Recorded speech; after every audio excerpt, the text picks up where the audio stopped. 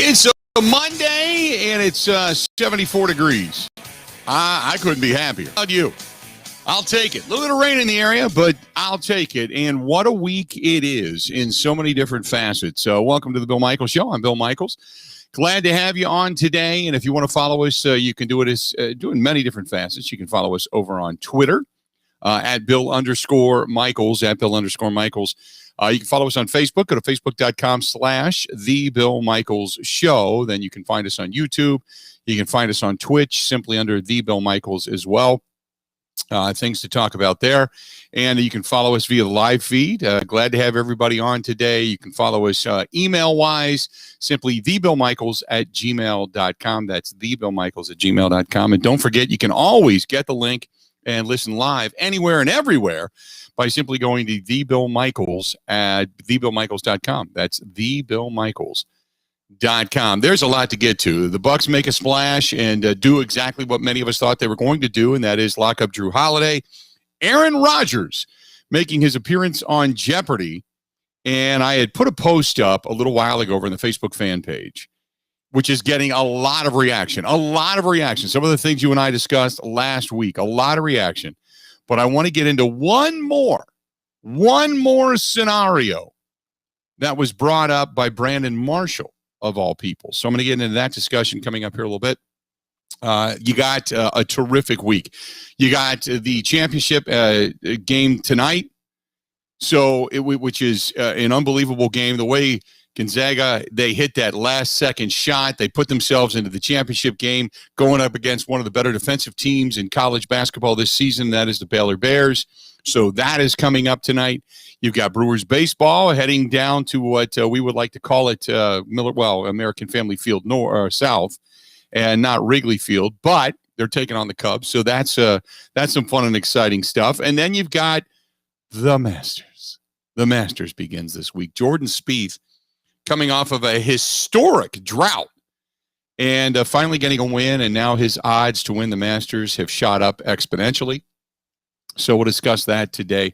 So many things to get to, but the Brewers, they get the 6-5 win on opening day on Thursday, and we're euphoric. And that feeling lasted all the way through the weekend. Well, at least till we got to Saturday. Once we got to Saturday, it came crashing down, although Corbin Burns threw an absolute positive gem on Saturday. So if anything, I walked away feeling extremely encouraged. Yesterday, not so much. 8-2, they take a loss. So the Brewers start off the young season 1-2 over the 3-game series against the Twins this past weekend. Now they take on the Cubs down at Wrigley. But by the way, Ebo, I got to give you props, man. Do you know why? That Bill. Friday told what the weekend's going to consist of, because Friday night went out and did a bunch of stuff, and then, or Thursday went out and did a bunch of stuff, and then Friday I had dinner with my son. And I told you on Saturday I was going to see Madison County. Yeah. They and by the way, they acknowledged me over on the Facebook fan page, but best country band I've ever seen. Oh yeah, they by crush far. it, Bill. They're really, really, really, really good. And did they do the shots of tequila like I said they would? They did shots all night long. They were doing what they call 1, 2, 3 soch and drinking beers and everything else. But they got a new girl who is an unbelievable, I want to say violinist, but we call her fiddlers, I guess, when you're in the country vernacular. I learned that years ago. Not that I'm a huge country fan, but it was a blast. I went to a place called Bub's Pub up in Germantown, and it's a pretty good size, like, bar stage venue for bands. And I'd never been there before. I went and saw a buddy of mine who owns a restaurant up the street. We had dinner there. And then after that, went down to Bub's Pub and saw them, and didn't stay for the entire night. Left there, I guess, about 12:30, 1 o'clock, something like that. But my God, they're fantastic. And there's a lot of good country cover bands in the area. And some of them get pretty big money. And I would put Madison County up against any of them. I'm telling you what, that's the best I've ever seen. They're beyond stellar. They are really good at what they do, and it's nice that they're back, out having live music, which is awesome. And Bill, I have to give you a compliment since you gave me one. That arm candy you have in your girlfriend. Oh my! Nice she had a good weekend. We had a fun time. I mean, we picked up the new motorcycle on Friday. after I got off the air, and which I just bought. And I had seen this thing. I was actually going to buy a 2021. I was going with the flat black, what they call the denim black. I was going to get a Road Glide, a 2021 Road Glide. And I had gone out there about a week and a half ago. I did the Bikes and Brews a couple of weeks ago on that Saturday night. And I walked in, and this bike is a 2020. And they brought it in, and they don't make this color anymore. It's not a blue and it's not a purple. It's kind of a mesh between the two. But then they have it with black accents, and then they blacked out the bike. Now, there's a couple more things I want to do to it. I want to put a better sound system on it. I'm going to get a new windshield, some new mirrors and stuff. But I walked in, I'm like, that's my bike. That's it. That's what I've been looking for. And so I got a chance to pick it up. I went and finalized everything on Friday and picked it up, and we went riding all weekend. And yeah, it was a terrific time. We went out. God. Well, Friday I said we had gone to the Cigar Club and then to Elsa's in downtown Milwaukee. Friday night went to Calderon Club and then over to San Giorgio for a few drinks. Saturday started out at Jerry's Old Town Tavern, then over to, well, I take that back because on Saturday we actually went riding. So we stopped for one Bloody Mary at Stoley's Hog Alley, which is a really cool kind of a biker-esque type of bar. And then that night we went to Jerry's Old Town, then went to the Von Rothenberg Beer Stube. You're kind of a craft beer guy, aren't you? Yeah, I mean, I like everything, Bill, but yeah. I dabble with some craft beer. Yeah, this is an old style German beer place and really cool. It's right down the street from Bub's, and then we went to Bub's. And then yesterday we rode all over. We went to an Irish bar called Tally Ho out in Erin, Wisconsin, out near Erin Hills. And then rode over by Holy Hill and went to the big giant buffet that they have for Easter Sunday, and went to the Fox and Hounds. And then after that, where the hell we go after that? Oh, we stopped at a place called Smoke on the Water in Okauchee Lake and took some pictures over there. So, I mean, it was a busy weekend. It was out and about all weekend. Isn't it nice with the spring weather and finally some things opening back up again, how it just rejuvenates you and just makes you a little extra pep in your step? Oh, God, yeah. You know what was amazing to me was the amount of boats on the lake yesterday. Love it. There was pontoons and fishing boats and ski boats, and not that anybody was actually in the water. There were a few people in the water, but they were putting docks in yesterday. But oh my God, the amount of people out on boats. I mean, the motorcycles alone I get, but the amount of people that actually had their boats in the water over the weekend was so cool. So, and what was really neat was our friends had just bought this place called Smoke on the Water. It used to be the old Bayside over on Okauchee Lake, and they put in all new TVs. They got a bank of TVs that are all synced. So we sat there. We had one drink. Well, she had a couple, but I only have one because I never drink when I'm riding. And we sat there and watched the end of that Brewers game yesterday afternoon. And it was just so good to be sitting outside, watching sports on a motorcycle, watching boats go by. It was kind of like, okay, you can almost feel a break in what's going on in our lives coming. And then, like I said, on Saturday night, we went and saw Madison County, and they were really good. So yeah, props to you, man. Because I'd gone there and a friend of a friend had seen them and said, yeah, they're pretty good. And then I said, you know what? Ebo tells me they're good. So I'm going to sit back with my arms folded and go, okay, show me something. And damn, they were, and again, Krista knew every word to every song. I'm not a huge country fan, but they were just really good. The actual stage presence and everything as far as the band goes. Well, Bill, that's the thing. Like, I'm not a country guy either, but when someone puts on a good performance and they're just good at their craft, you don't have to be a country fan to get behind just good music. It was good. When we had Taste of Madison, which hopefully is coming back eventually, they would headline the Q106, which is a Madison country station. They would headline that stage. That's how good they are. A guy named Augie Zeibel. Yep, Zeibel, lead singer. He's he kind of hit me up over on the Facebook fan page to say hi. So it was good. So they were great to listen to, and like I said, they got a new girl that is the fiddle player, so to speak. So and did really well. So it was a great weekend. Great weekend. Meanwhile, the Brewers did not get the weekend that everybody was kind of hoping for. The Brewers ended up taking a couple of losses. And they struggled a little bit yesterday. Although I will say this, and I know some people were down on the offense, and that I understand, completely understand. 6-5 win, and then after that they played 2 runs over the rest of the weekend. So yeah, you have a right to be a little more than upset about the offense that you did not see this past weekend. However, I will say if Corbin Burns and Woody are going to continue to pitch that way at the top of the rotation, then I think you're going to have a lot of good things happen throughout the year. While I did not like the overall outcome of the first 3 games of the season, I still think that this team is going to perform well.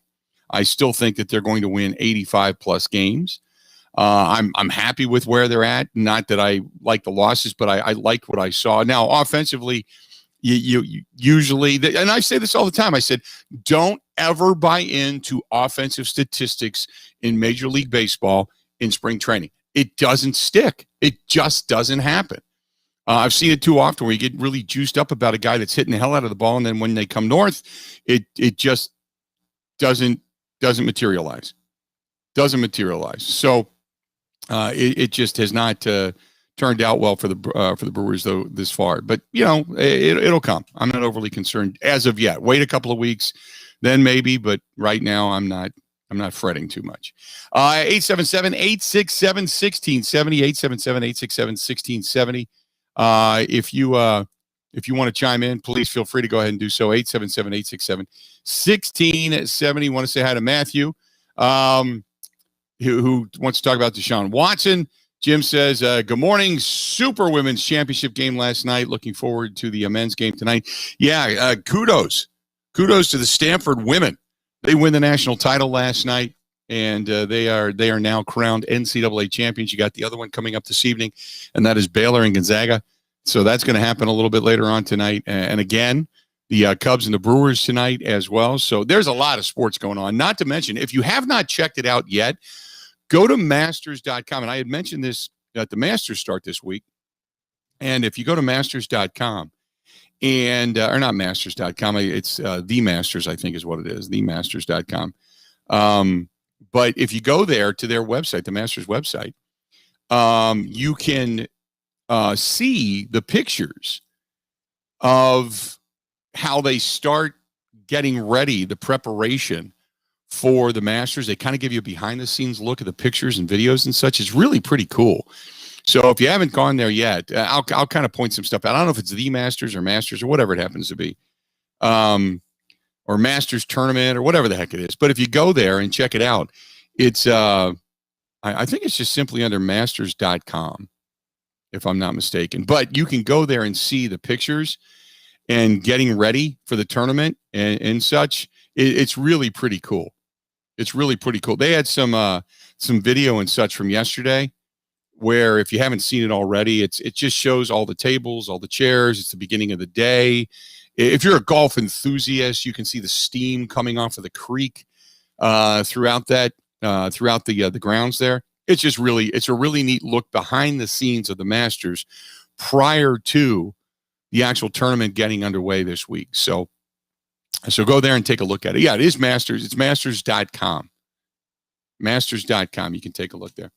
Let's do this. Let's step away. We'll take a quick break. I want to come back because we had mentioned this the other day, and now it has come full. It seems like we do a topic, we'll talk about it, and then it finds its way into the national vernacular for whatever reason.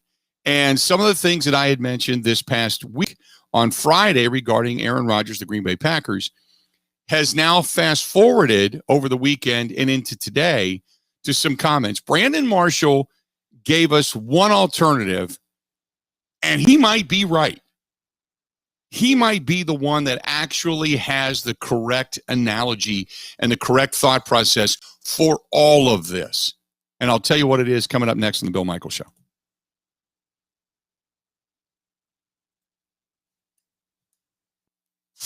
Covering Wisconsin sports like a blanket. This is the Bill Michaels Show on the Wisconsin Sports Zone Radio Network.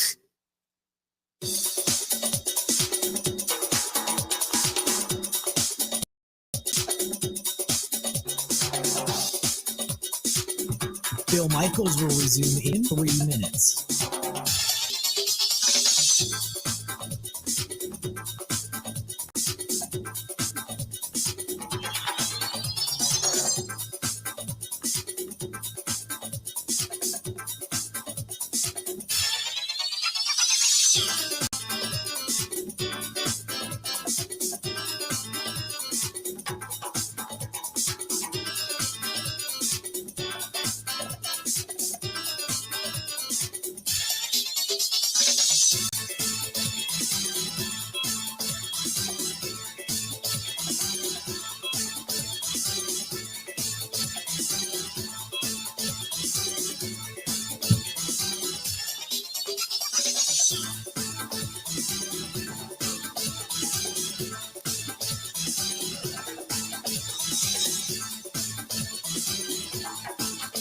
Bill Michaels will resume in 2 minutes.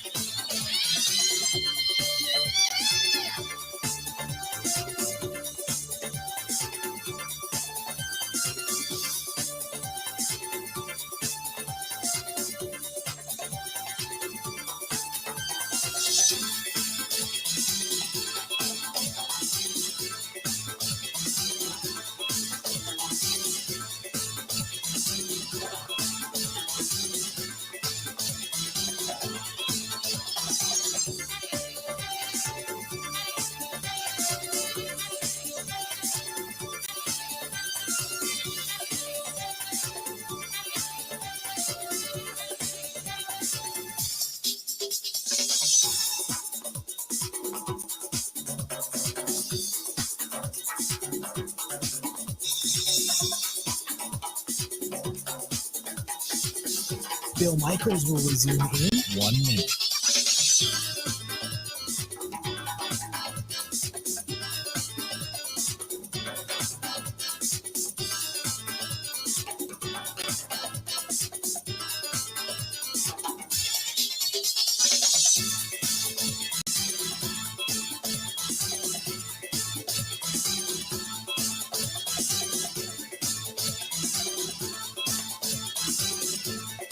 Bill Michaels will resume in 30 seconds.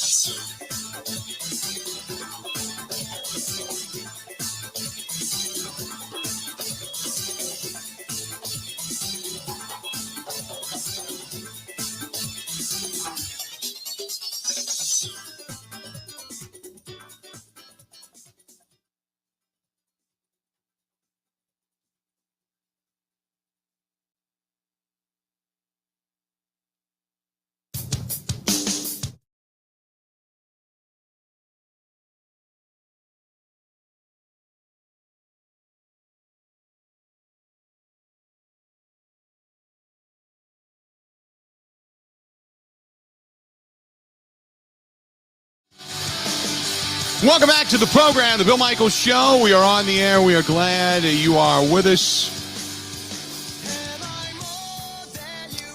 Hopefully you're enjoying a Monday. A little bit of rain falling in the area. They said some scattered showers and possibly thunderstorms today. So I'll take that over snow any damn day of the week. Better believe it. 877-867-1670 if you want to chime in. You can follow us on the Bud Light live stream as well if you want to watch the program. If you choose to kind of view us that way, you can do it. You can also take it with you anywhere. You can put it on your phone or whatever you happen to do. You can take it on your laptop. And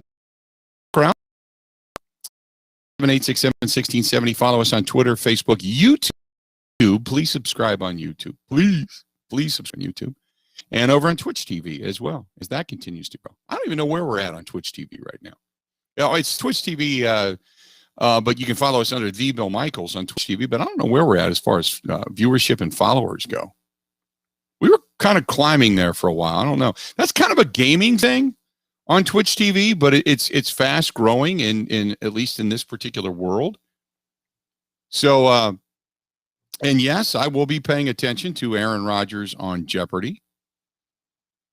But let's see here. How many we have? I don't know who we have on Twitch, to be honest with you. I don't know. We'll figure it out. Oh, we got 66 now. 66 followers on Twitch TV. Thank you so much. We only had minimal amount of people. Love to go over 100 on Twitch. I'd love to get to 2,000 over on YouTube. That'd be great. But we've got close to 20,000 following us over on Facebook fan page. So, if you have not been to the Facebook fan page, okay, recently, I had posted earlier today, I had written up the comments from last week. It just basically states this, that choosing Jordan Love was a hedging of the bets by Brian Gutekunst and the Packers, okay? And Rodgers, in his career, he sat 3 years behind Brett Favre. He had got 2 broken collarbones. So he'd sat out for basically half a season of each. So that's 4 seasons that he has not played since he's been drafted, which gives him a, quote, young, if you can call it that, 37 years old. So one of 3 scenarios are going on. At least this is kind of the original thought process. One would be that the Packers and Brian Gutekunst and Matt LaFleur and company, they're just truly, truly, truly enamored with Jordan Love. That they just believe Jordan Love is the real deal. 2, it could be going back to the Bleacher Report article when Mark Murphy said, hey, Aaron, don't be the problem. That Aaron is such a prima donna and such a problem. They just want to get rid of the guy. Okay. Or number 3, that they kind of felt that Rodgers was on a downhill slide. And when they drafted Jordan Love, they were kind of hedging their bets. But now the refusal to, the obstinance, if you will, to say, you know what, the timing of the Jordan Love thing was just bad and we're wrong and we need to move on. And they're just obstinate, not going to do it. That could be happening as well. Okay. Then there's number 4. And this is something that I've alluded to a little bit. And it's not that I have my own eyeball test to be able to give to you to say, yeah, this is true or it isn't true. But I'm only going by what I've heard. But if you believe some of the things that I've heard, and maybe you've heard the same thing, I don't know, other than on this program, yeah, that Jordan Love is not anywhere near ready. Not anywhere near ready. He may never be. Okay? At best right now, he's a quarterback. Beyond that, a good quarterback, a crafty quarterback, a strong arm quarterback. You can't put any other adjectives behind him. He's drafted as a quarterback, therefore he's a quarterback. But from the things that I have heard, I've heard very few glowing reports. And it's not that anybody's disparaging him. It's just you don't see special in Jordan Love. Okay. So if that's the case, scenario number 4 could be the reality. Brandon Marshall, the other day on Fox, had this to say about what he thinks could be going on behind the scenes with Aaron Rodgers. Hey, Greg, you know what I think Aaron Rodgers is really saying right now? He's saying, check. That's what he's saying. This is the perfect playbook for a guy who has all the leverage. Aaron Rodgers knows he has all the leverage. He doesn't have to say anything. How many times do we hear an athlete say, you know what? I just play ball. My agent handles all the business. But behind the scenes, you're sitting at the table. You're orchestrating everything. You know what's going on. And that's what Aaron Rodgers is doing. We saw this kid in practice. We know he can't replace me anytime soon. I don't even think they feel they can probably develop the kid. So Aaron Rodgers is sitting here saying, you know what? This is what I want. So I think they're in odds when it comes to what they're looking for. Are they looking for a 4-year deal? Are they looking for a 2-year deal? Guaranteed money? That's what this is about. I go back to February 1st when Coach Matt LaFleur came out and he made his comment. He said, this guy's here for a long time. This is what he said. So this is how you know the deal's going to get done. Is that a trick question when he was asked about Aaron Rodgers' future?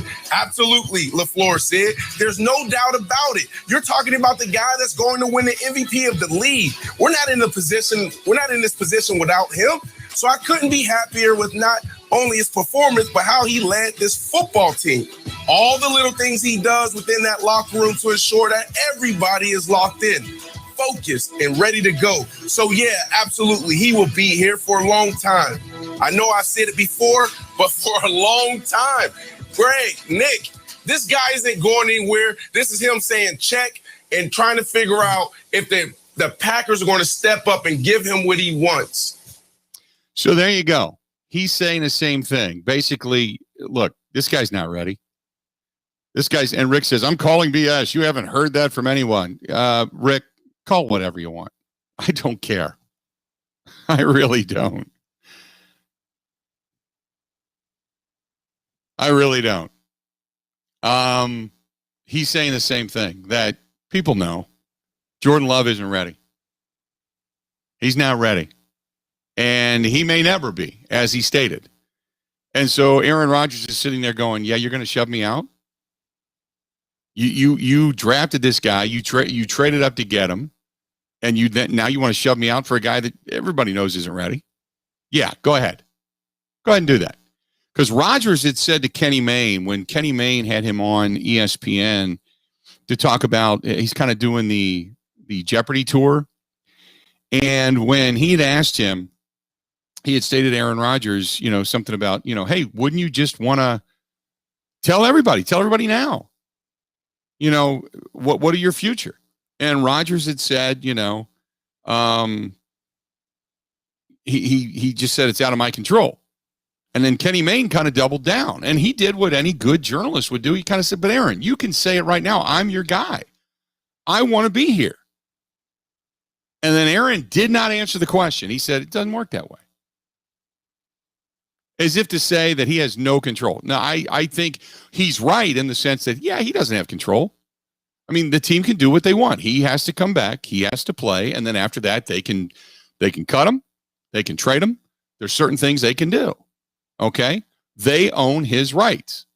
He's right about that. But to think that he doesn't have any control, he's looking at this going, yeah, this guy's not happening. So you're going to give me what I want.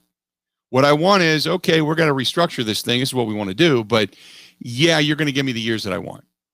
Because I've said all along I want to remain a Packer. Now, if that ends up creating some animosity within the organization, within the front office and Aaron Rodgers, it is what it is. But if I'm Aaron Rodgers and I'm looking over to the sideline going, no offense to Jordan Love, but yeah, kid, you're not me. You're not ready. And I'm a young 37. I could have another 5 years in me. Easy.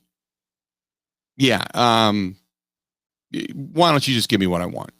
Give me what I want. I'll retire a Packer.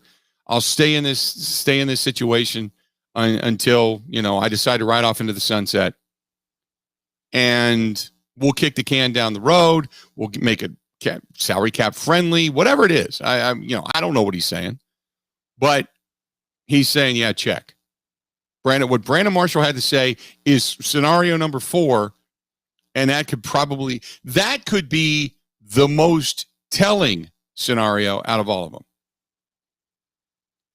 If that's the case. And some would lead you to believe that very well may be the case. 877-867-1670, 877-867-1670. That might be very well as to what's going on in Green Bay in regards to Aaron Rodgers. Andrew says, what would happen if Aaron Rodgers got offered the Jeopardy gig and decided to retire from the NFL? He'd be set for the next 30 to 40 years with an 8-figure salary, not getting hit by a defensive player. He would get probably upwards of $12, $13, $14 million a year to host Jeopardy. And you're right, for the next, let's just say 20 years.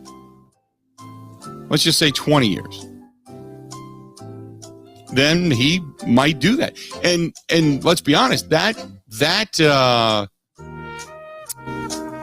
gig, that Jeopardy gig, may not be available after this season, after this year. I mean, this may be his only opportunity, but I don't think, knowing Aaron Rodgers, I don't think not being a quarterback in the NFL is in his future. Not in his immediate future. So I think he probably, and I think everybody's going to watch it today, whatever time it's on, 4:30, something like that. I think people will watch it and people will pay attention to Aaron Rodgers to see how he does. I don't think he's going to be on there and then in the middle of a question, he's going to say, oh, by the way, I want to remain a Green Bay Packer for life. I don't think he's going there. I don't think that's happening, but I think he'll do just like Aaron Rodgers does. He'll do exceptionally well. He will impress the hell out of everybody. The same as when he went on Jeopardy and what did he won Jeopardy and beat an astronaut or something like that. But I think he'll do wonderfully at it. And television is what it is.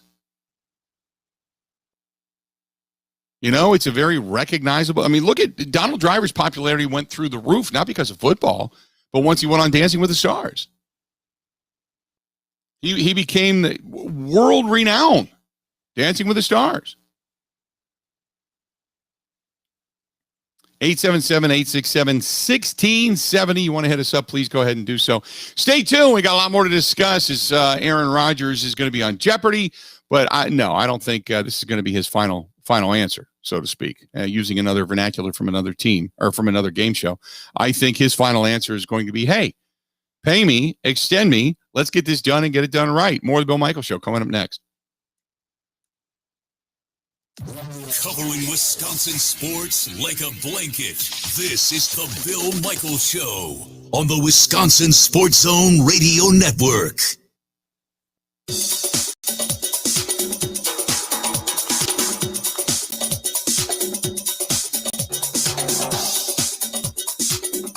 Bill Michaels will resume in 5 minutes.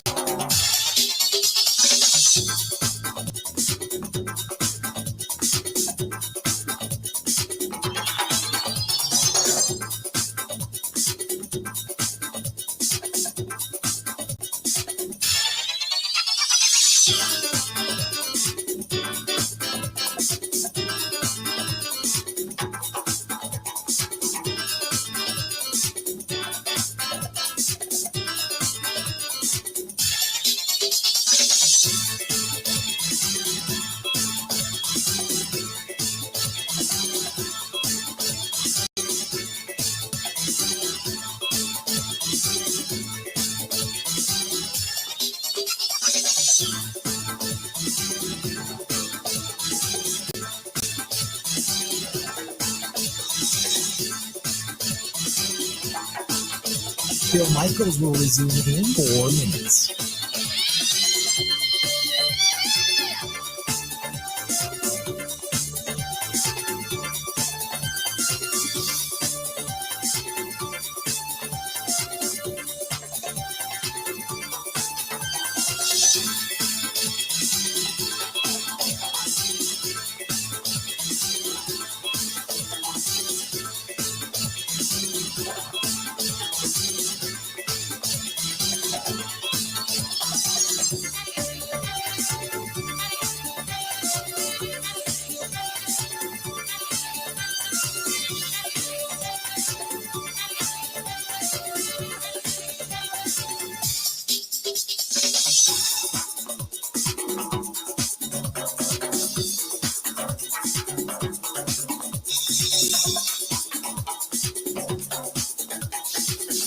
Bill Michaels will resume in 3 minutes.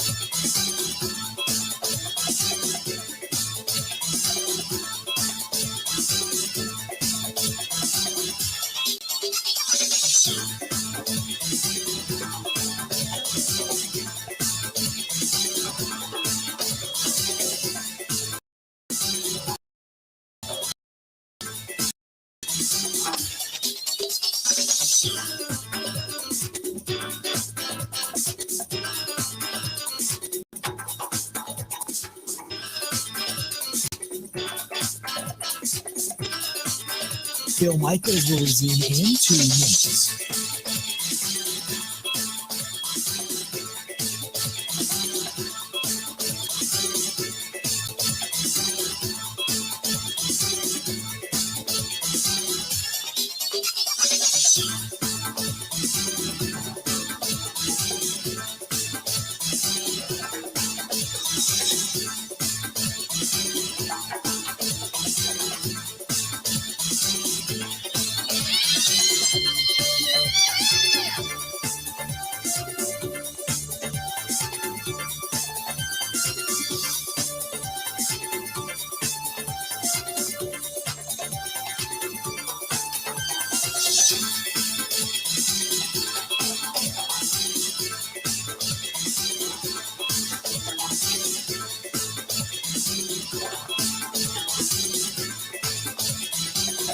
Bill Michaels will resume in 1 minute.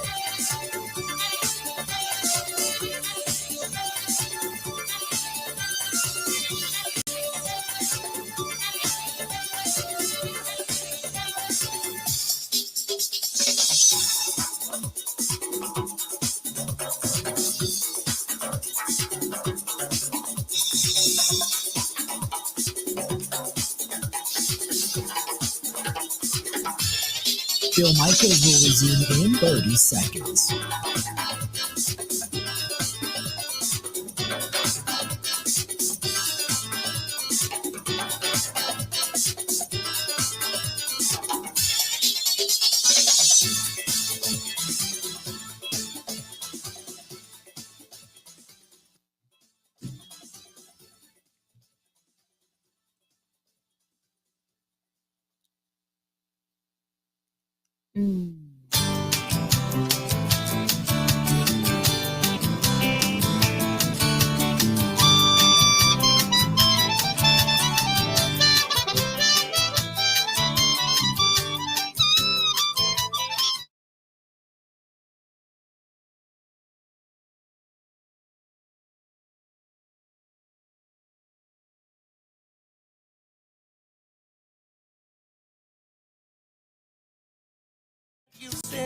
Welcome back to the program, the Bill Michaels Show. We continue on.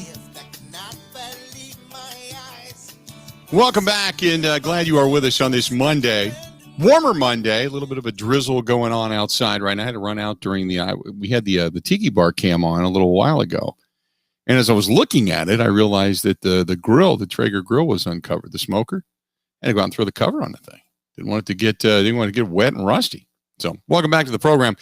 Bill Michaels Show continues, and just talking a little bit about the Brandon Marshall comments regarding Aaron Rodgers, saying, look, it may not be any of the other scenarios. He could just be sitting there going, you know what, Jordan Love isn't ready. I'm in the driver's seat. As much as he wants to make people feel as if it's out of his control, and technically he is correct. But in the grand scheme of things, he could be looking over at the sidelines going, you know what, you drafted a guy that's just not ready. He's not me.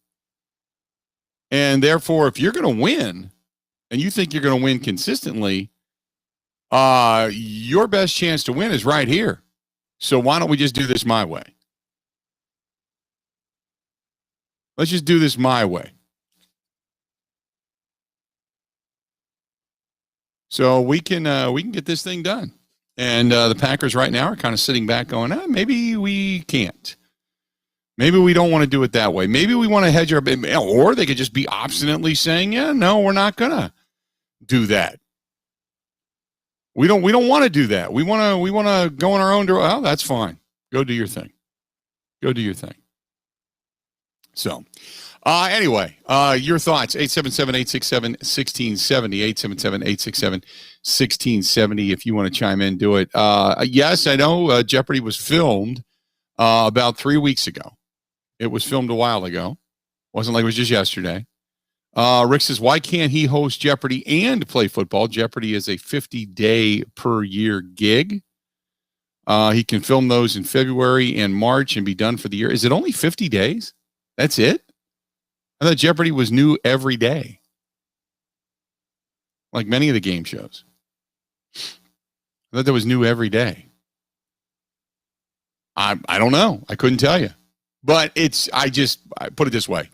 I don't think that's a possibility. I guess anything is possible, but I think in the grand scheme of things, not going to happen. Not going to happen.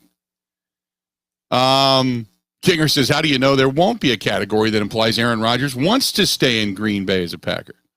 Maybe there would be. Maybe there would be. I'll take things Aaron Rodgers would like to do for the remainder of his life there, Aaron. I don't think that's happening. And Andrew writes, Pro Football Talk on the network with the Peacock had information on the preparation he did for the show. Yeah, I think he talked to actually Rob Domofsky. And they had a kind of a chat about what he went through. I wouldn't expect anything less out of Aaron Rodgers. To be honest with you, I just wouldn't. I wouldn't think that that he would prep for this in any different fashion. It's just the way he is. He wants to be the best at whatever he does. And I think Dr. Oz has actually done this, and others have done it or filled in or celebrity guests or whatever. And yeah, I would not expect Aaron Rodgers to do any. Aaron Rodgers, for two things. One always is looked at as one of the smartest guys in the room. So I'm sure he studies, and whatever he needs to do to be the best, that's what he does. That's what's made him great. Apparently they filmed 5 episodes per day. And I guess Dan Patrick said it's possible. But yeah, but there's different between doing your preparation every day for the football season and flying back and forth to do stuff for Jeopardy. I mean, to compare it to a Dan Patrick thing is that no. I mean, is it possible? Yeah, but it's not what you do. It's not what you do. So football is 9-10 months out of the year. And I know they film numerous episodes per day, but I don't think he would do that.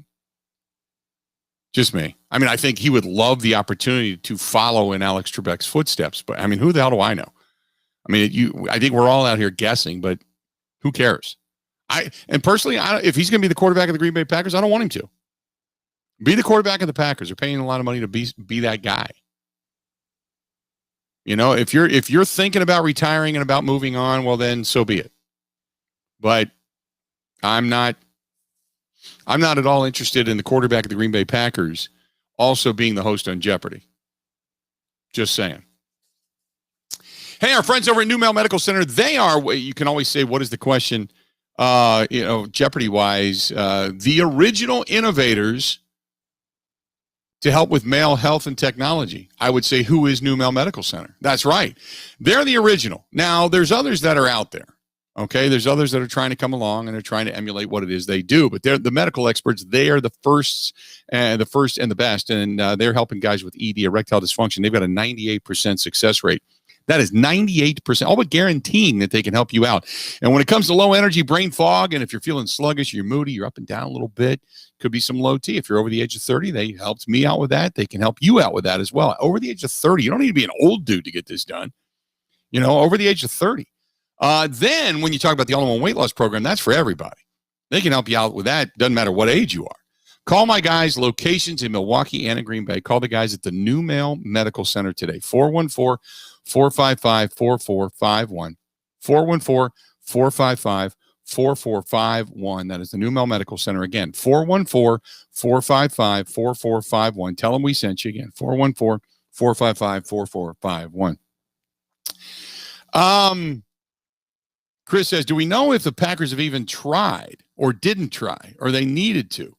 What if they were going to try, had a free agent fall in their lap? They didn't, so they pay him instead this year and get a big chunk of his contract to do it next year.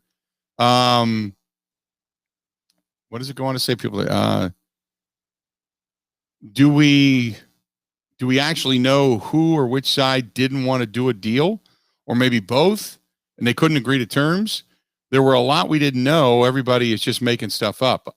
Well, there's a lot we don't know, but there's some things that are very obvious in the forefront. They paid him his bonus. They didn't have to do that. They could have restructured and gotten that money. They didn't do that. They don't need his permission to do that.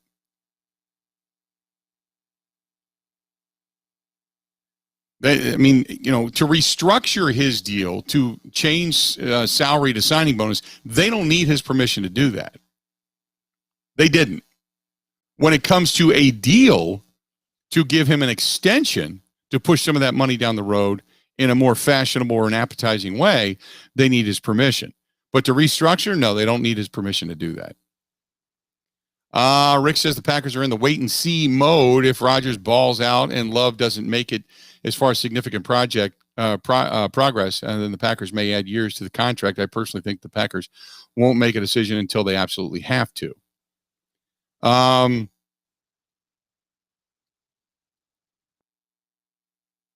This one's from Thomas, who says, you really think that the Packers are that stupid?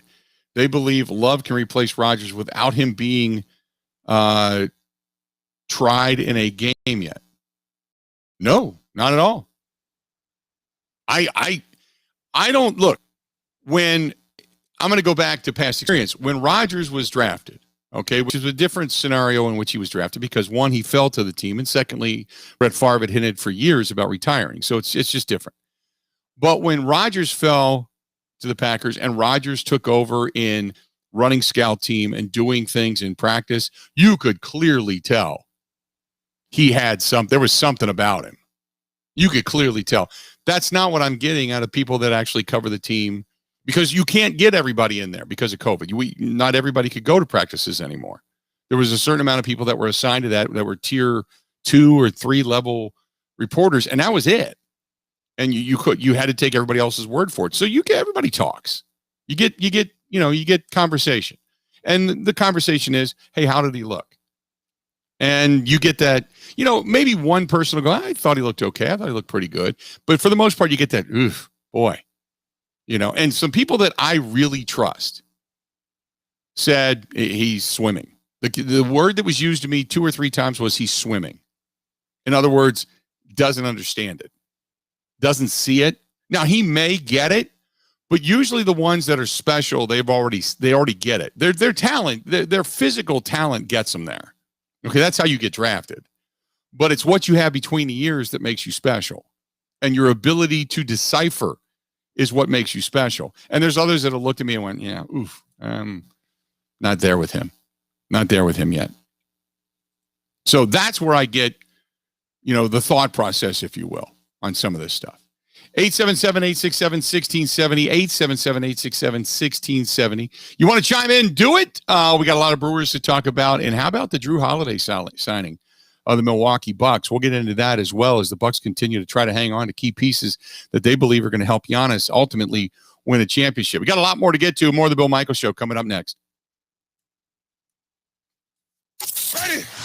This is the Bill Michaels Show on the Wisconsin Sports Zone Radio Network.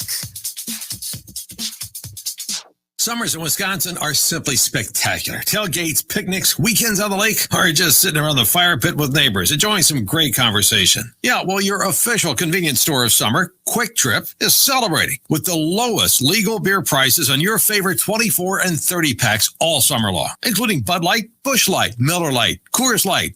Quick Trip, convenience, and low prices. Like the lowest prices on 24 and 30 packs? Quick Trip, big on fresh, big on summer.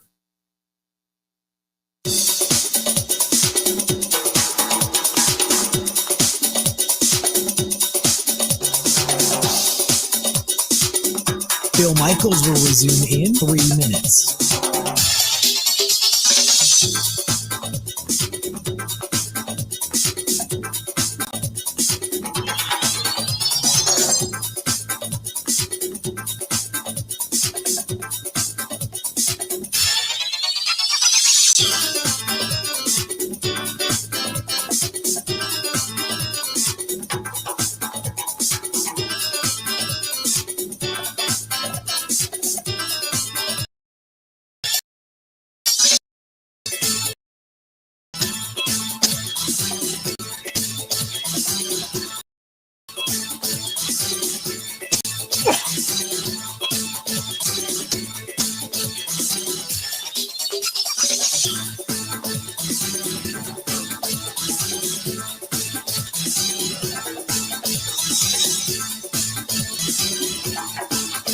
Bill Michaels will resume in 2 minutes.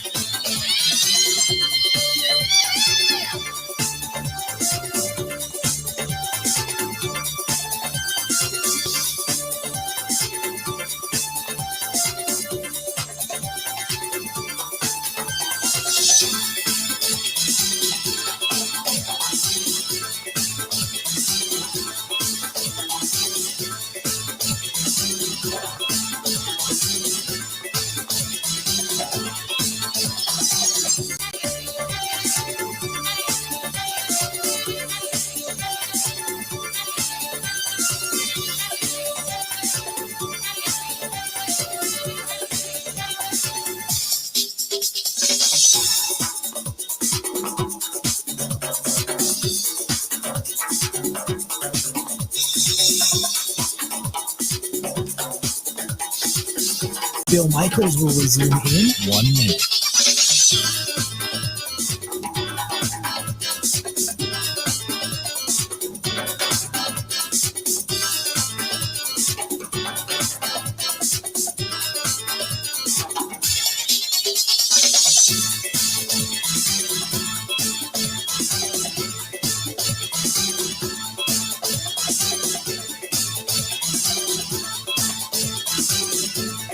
Bill Michaels will resume in 30 seconds.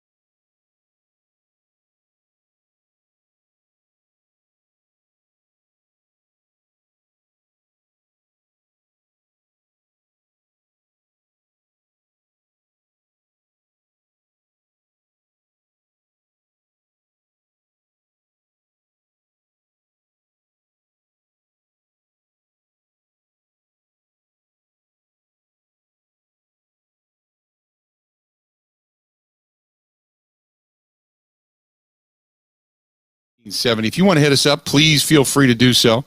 877-867-1670. Thanks for joining us. So, a lot of you talking about what you think Jordan Love is, and here's my question, and I don't want to kind of spend an entire day on this, but one of the things that I find interesting is what you have in that quarterback of Aaron Rodgers, and Rodgers, as Brandon Marshall had put it a little earlier, could be looking over going, yeah, Jordan Love's not the guy. I mean, this is a guy that sits in the room with. Now, that's not what Aaron Rodgers has said. Let me state that, okay? This is speculation by players. And he could just be sitting there saying, hey, let's work this out. I want to remain a Packer for the rest of my career, on and on and on, and we'll go from there. I mean, he's kind of sitting in the catbird seat at this point. The Packers ultimately own the rights, but when it comes to smarts, you would just kind of assume that Aaron Rodgers knows exactly what is going on and exactly what his future is about to hold. He's not a dumb man, remember? Not at all. So he could be just sitting there simply saying, yeah, we're going to kind of do it this way. We're going to do it this way. And this is how it's going to work. And they may be just, if you're obstinate and you believe that we're just going to stick with what we did, okay. But we'll wait and see. 877-867-1670. Andrew writes in the email inbox, he said, I think that Aaron Rodgers holds all the cards, not the team. Yes, they own his rights, but Aaron is ultimately going to have a say in this, and I think they want to make sure that Aaron says the right thing. He's always stated he wants to be a Packer for life. Why would you push him out the door unless you believe that he is just that big of a pain in the ass? I don't believe that he is. He's not a Wisconsinite kind of guy, but he's still the best quarterback we have seen in our history, which is a whole other argument for another day. He says you don't push guys like that out the door. You make it work. And I think that we'll see what happens, but if I had to be a betting man, if I'm sitting here and I'm Vegas and I'm Bovada, if you will, and I'm going to put odds that after next season, Aaron Rodgers is no longer the quarterback of the Green Bay Packers. That's a great question. I probably would put it at 60-40. He would be the quarterback of the Green Bay Packers. I think that's where I'm going to go, that he will remain. Scott says, I think the Packers are content with what they have with the different defensive coordinator coming in and make it more players that they have sitting and going for some player. If they pop up, they want to be able to go out and get some additional money out of Rodgers at that point. But here's the thing. If you believe Rodgers is going to be your quarterback for a while to come, yeah, you don't have to push all that money down the road and become top heavy. I understand it, but you do some of it. You'd make it palatable, and you'd make it to where you can grab the players you want. You may be right. I mean, they may be content with a new defensive coordinator putting different people in different positions at different times, but I still think you hedge your bets a little bit. I think the only thing with Jordan Love they were hedging their bets on, if Aaron Rodgers proved that maybe the last couple of years prior to last season, where you started to see a little bit of a decline, some of the throws were off, he just didn't look as strong as he had once been. And now that he's 2 years removed from that broken collarbone and that surgical, implant of that plate in his shoulder, and now that strength and that accuracy and everything is back, you're kind of like, yeah, you know what? He kind of proved us wrong. Good for him. Now you got to make some decisions.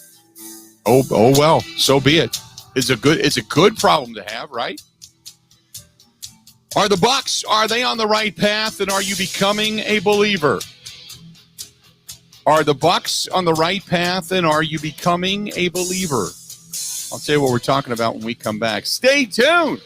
A lot more of the Bill Michaels Show coming up next.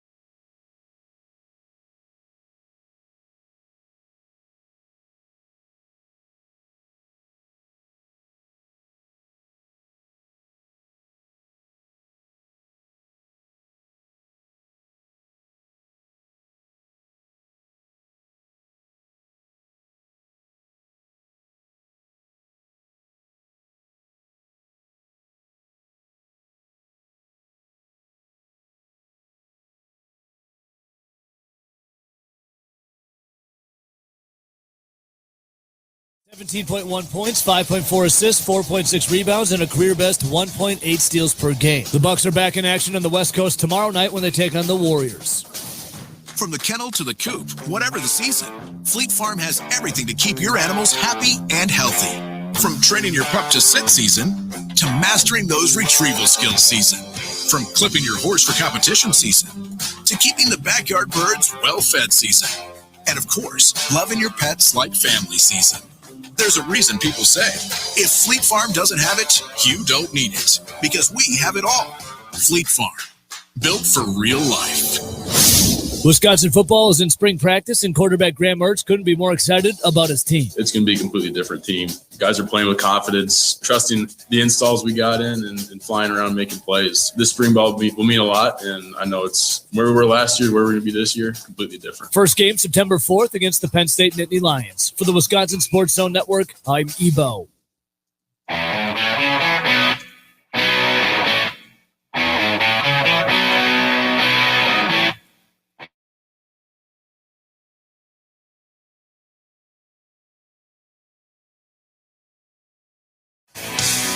Welcome back, one and all. Glad you are with us. The Bill Michaels Show and the Bill Michaels live stream, the Bud Light live stream, all back and running and getting it done. And if you want to follow us, you can follow us on YouTube and on Twitch TV, simply under The Bill Michaels. The Bill Michaels. Find us there. Talked a lot in the first hour. If you want to go back and either listen to it or if you want to follow us over on the Facebook fan page, I wrote a quick piece just about kind of some of the things that we wrapped up from last week in regards to Aaron Rodgers. And then Brandon Marshall had a very interesting take on the whole thing. And we can revisit this coming back here in just a little bit. But I just, and Brandon Marshall's take of basically Aaron Rodgers could hold all the cards could very well be the correct take before it's all said and done. It could be the key piece to all of that, to basically say that Aaron Rodgers is looking over at Jordan Love and knowing that he's not ready to take this team over or lead them into a bunch of victories. So he's still sitting in the catbird seat going, you know what? Let's work this out. You're going to pay me what I'm worth. We're going to figure this whole contract situation out. I'm going to extend my deal, stay here for some more years and get it done. So we'll ultimately see what happens there. In the meantime, the Milwaukee Bucks. The Bucks, and it's getting down to nitty-gritty time here when you start to look in the April push as the Bucks' effort towards the postseason. And also, as we discussed last week, how if you're the Bucks, you really do want one of the top two seeds. You really want to look at this and say, okay, where are we? The Bucks off tonight. They'll be back at it tomorrow when they take on the Warriors out on the West Coast. But you're looking at the Bucks and you're saying, okay, look, I'm a game and a half out behind Philadelphia. Philadelphia and Brooklyn bouncing around the top spot. Bucks a couple of games behind them. Can the Bucks overtake one or both? And while it's not a necessity to get the top spot in the East, at number 3, you don't want to have to then go through both Brooklyn and Philadelphia to get to the finals. So you would like to be able to become one or the other in that case, because both of those teams right now at 34-16 tied for the top spot in the East. The Bucks a game and a half back. So the Bucks hedging their bets in the sense of locking up Drew Holiday. Drew Holiday extremely happy, playing really well for the Bucks. Signed him to a 4-year contract extension. We knew it was coming after what we had witnessed. But where he really is going to make that money, that $160 million that he's got capable of coming to him, is going to be when you talk about the postseason. His numbers go up while Bledsoe's numbers had gone down in the postseason. So you look for the asset that is Drew Holiday. He just fits. Handles the basketball well, shoots well, distributes well, really good defender, rebounder. There's so many things to his game for his size that he brings to the table. He's a really, really solid piece. I'm happy that they locked him up. And so the Bucks have stated all along that if they need the additional funding, if they need to dip into the salary cap tax eventually, that they'll be willing to do so. And they lock up Holiday. Now you're going to probably this offseason, you may have an additional move or two to make ultimately. But do you feel good about the direction that the Bucks are going? 877-867-1670. Do you feel good about the direction the Bucks are going? I do. really the fact that I like the fact that the Bucks are John Horst is doing everything they can to be able to bring guys into the organization. If they need somebody, if they need depth, then they're willing to go get them. And I really like that. I just like that. Getting Drew Holiday, bringing him in. Teague. Just anybody and everybody that they can bring into this. PJ Tucker making the deal there. PJ Tucker obviously been banged up with that calf strain. And Giannis has the knee issue. He had the knees flare up on him the other day. So he's listed as day-to-day right now, which, again, when you're talking about a big man, you're always going to be talking about knee issues, and you hope that it's nothing that sustains for a long period of time. But I like the fact that they're just throwing darts at a dartboard. They're like, look, strategically, we need this. Bam. We go out and get them. We need another defender. We need another guy that's going to be a good player coming off the bench, a role player, PJ Tucker. Bam. Go get him. Teague, get him. Bring him in. Whatever they can get, they're getting. I like that. I do. I'm appreciative of what the Bucks have going on. Are you confident in the direction that the franchise is going? Because I think for a while the thought was once they signed Giannis that they would maybe kind of push some chips to the middle of the table. And then after that, well, you've got Giannis. Don't worry about it. Keep the superstar. And people are still going to come out and see it. And they're really not going to go for a championship. When in reality, I think they're doing everything they can within the contract structure of some of the contracts they have to be able to bring guys in to make this team better and or just kind of, I'm not going to say hang around, but you certainly don't want to get worse. And they're doing what they can. I like what it is. I like what they're doing. 877-867-1670, 877-867-1670. 877-867-1670. Andrew's asking about the Traeger grill out there. He said, have you tried making meatloaf on it yet? Put it on a wire rack with aluminum foil and some holes punched in it to allow the grease not to pull up. You're good to go. I have not done the meatloaf thing in the Traeger grill yet. Just so you know. I'll try it. Today, by the way, in the Traeger, as I get ready to sit there, because tonight I have fare for tonight. I have got the ribs on a stick ready to go.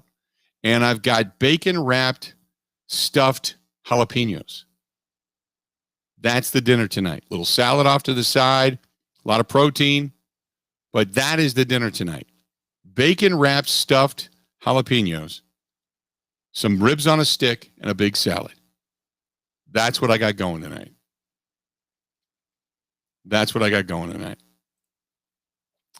877-867-1670, 877-867-1670. If you want to chime in, give us a shout.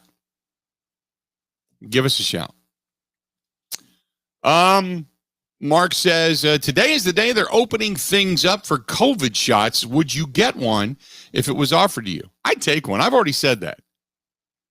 I was out over the weekend talking to people, and, it's like I said, in Waukesha County, things are pretty open. I mean, there are businesses, you respect the businesses that ask you to wear masks. I understand that.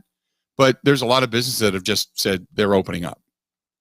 And the capacity restrictions are now pretty much by the wayside. You saw a small spike in cases from the weekend, but other than that, there's so many people being vaccinated now. My answer to that would be yes. I've already said, look, I'm 54 years old. I've done a lot of things in my life. I love what I have in a life. I've seen things. I've been to many things. I've done almost everything I've ever wanted to do. There's a couple of things I would like to do. If you're sitting there right now and you're in your 20s or your 30s, you make your bucket list, you start going through it. And if you're lucky enough to achieve them all, that's fantastic. There's a couple of things on my list that I have not done yet.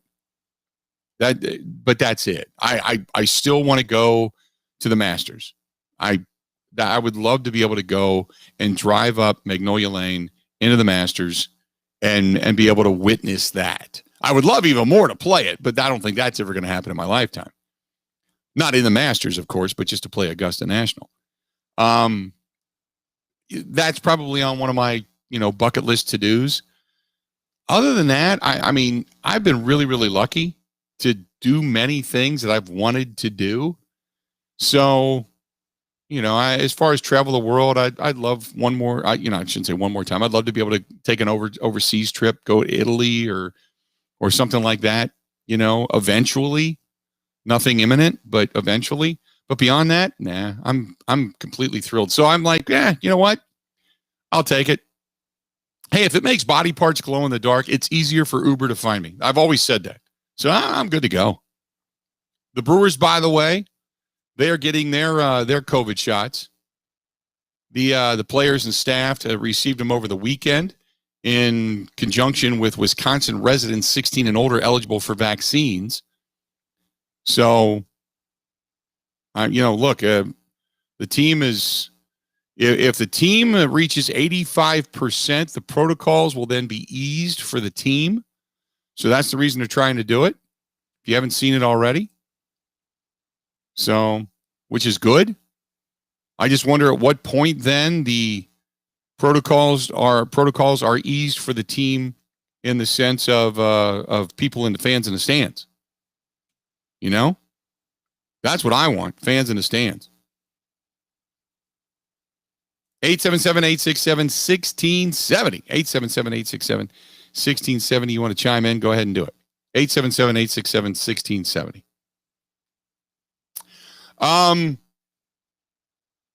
Nathan says Brewers staff and players got COVID shots over the weekend. So, yeah, I saw Adam McCalvy's tweet too earlier today. I had heard that, but I'd seen that kind of confirming it, I guess is the best way to put it, from Adam McCalvy. Yeah. ESPN Steve says, just got my Traeger delivered. Any tips? The first thing you want to do is start it and just try it out. And by the way, it's at times it can be really difficult to link to your phone. So I would do that first, link it to your phone, and then I would turn it on. I would go through maybe 30 minutes, start it up, use Super Smoke, kind of get a sense as to how it works, and then make sure your thermometer, the probe, works as well. Because my first one did not. So you want to make sure that the probe works. Kinger says, by that logic, you would want to see the Bucks have the 1 seed, because if they get the 2 seed, they'll still have to go through Brooklyn or Philly. Right, but you would assume you're going to play one of those 2 teams anyway. But if you're the 3 seed, you could end up playing both of them on the way to getting to the finals. You would rather just play one of them, not both of them. So one of the top 2, you're good. You'll eventually face them. But at 3, you would most likely face both of them to get there. That's the point. 877-867-1670. Jack says, a lot of confidence in the Milwaukee Bucks. I think that this is going to be the year. They're not making a huge splash in wins or having the best record in the NBA or the best winning percentage in the NBA by margin of victory. They're just playing good basketball, and I think it's all going to come together once they get to the postseason. A lot of guys with taste in their mouth from last year and the bubble DiVincenzo, to say the very least. I hope you're right. I hope you're right. I've seen good basketball and I've seen bad basketball out of the Bucks. Now, we can say that probably about every team, but some of the bad basketball can be consistent. I will say that it was good to see when Coach Bud kind of changed a few things up defensively speaking, that this team, it took him a little while, and he got into a rotation and he changed things up, and he didn't stick with just the obstinance of sticking. And then it started to pay off just before you had a couple of the injuries. So, and much like, say, Brooklyn, you just want to get everybody healthy. You'd love to get one of the top 2 seeds, but get everybody healthy and peaking going into the postseason. Not a lot of time left, though. Not a lot of time left for the Milwaukee Bucks. I mean, because they've only got, about 6 weeks left of the regular season? They play till the middle of May. So, yeah, about 6 weeks from right now, I guess. 4, 5, 6 weeks. 6 weeks. Because your last, it was 6 weeks yesterday until the last game of the regular season, which they have those 2 games. They've got both of those to be determined because they could end up talking about playoff seeding before it's all said and done. So they've got Miami and Chicago. They end in Chicago. this year. But everything else is pretty much set. And they've got quite a few, like tomorrow night. They're on TNT tomorrow night. And then they've got a whole stretch on the April 22nd, 24th, 25th, and 27th, including on May 2nd even, if for that matter. They've got TNT, ESPN. They've got some NBA TV as the NBA game. And then they've got an ABC game on a Sunday against the Nets in a back-to-back against the Nets because they play on Sunday, both games at the Fiserv Forum. Sunday, they've got an ABC game, Sunday, May 2nd. And then on Tuesday, May 4th, then they've got a TNT game. So the full crew is going to be in town for those games. So I think the Bucks are on the right path. I'm excited about the end of their season. I think that if they can kind of get their flow together, and you really want to get PJ Tucker back, and not to say that he's this huge cog in all of this, but he's going to be a tremendous role player for this team once they get to the postseason, which is the reason you want to get him back and kind of into the flow of things. And obviously working with Giannis and Middleton and everybody else, but Holiday's now settled. He should be completely happy. Everything's off of his plate. It's strictly, throttled down now, getting into the middle of May. And then after that, you're into the postseason. So if you can get these next 15, 20 games together with all of those guys on the floor at the same time and get them working together and get your rotation down, I think it's going to flow just a lot better. 877-867-1670. And, PJ Tucker, and this is from Nathan, who says, PJ Tucker, what does he bring to the table? He's only going to give you anywhere from 4 to 6 points per game. But he gives you a defensive presence, specifically late in ball games. And he's a veteran that's been there, done that for stuff like that. So you're right. He's only going to give you 4, 6, maybe 8 points per game coming off the bench like that. But he's a role player. He's a defender. You've got two good lockdown defenders at the same time on the floor. If you have him and Drew Holiday out there, plus Lopez and Giannis kind of playing the rim protectors, so you got a pretty solid rotation of defenders out there, especially late in ball games. So if you can get a lead, you can go with that and still be able to keep a lead. Let's do this. We'll step away. We'll take a quick break. And I had mentioned this before, but one of the things that I wanted to discuss was the Milwaukee Brewers and the weekend that they had. The good and the bad. The good and the bad. What did you take away from the Brewers weekend? Brewers get a big dramatic win on Thursday when they open things up. And then after that, the weekend win and loss wise did not go as planned. So what did you take away, both the good and the bad, regarding the opening of the season of the Milwaukee Brewers from the weekend? Stay tuned. More of the Bill Michaels Show coming up right after this. This is the Bill Michaels Show on the Wisconsin Sports Zone Radio Network.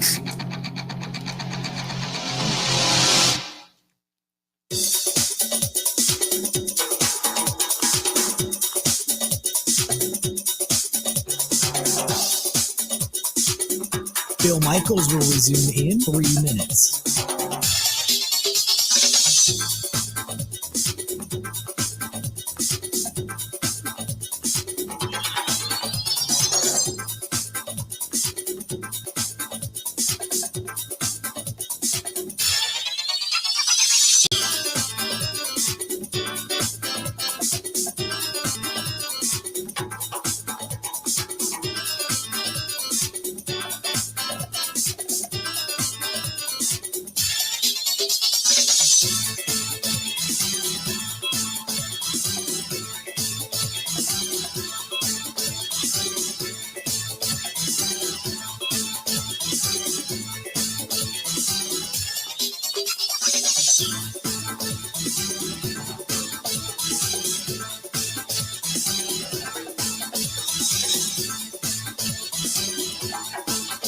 Bill Michaels will resume in 2 minutes.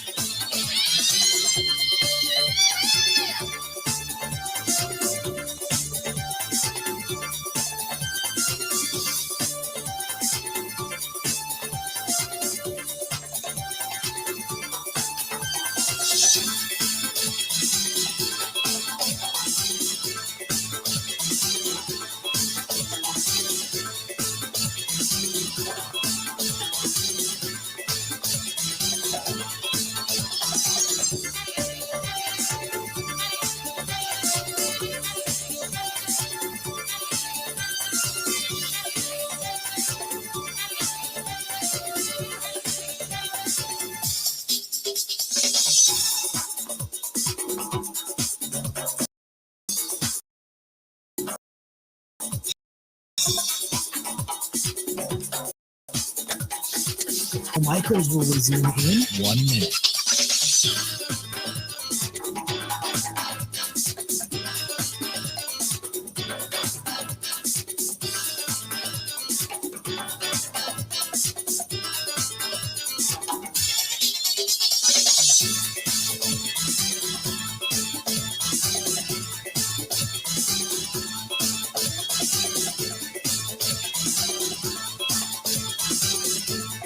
Bill Michaels will resume in 30 seconds.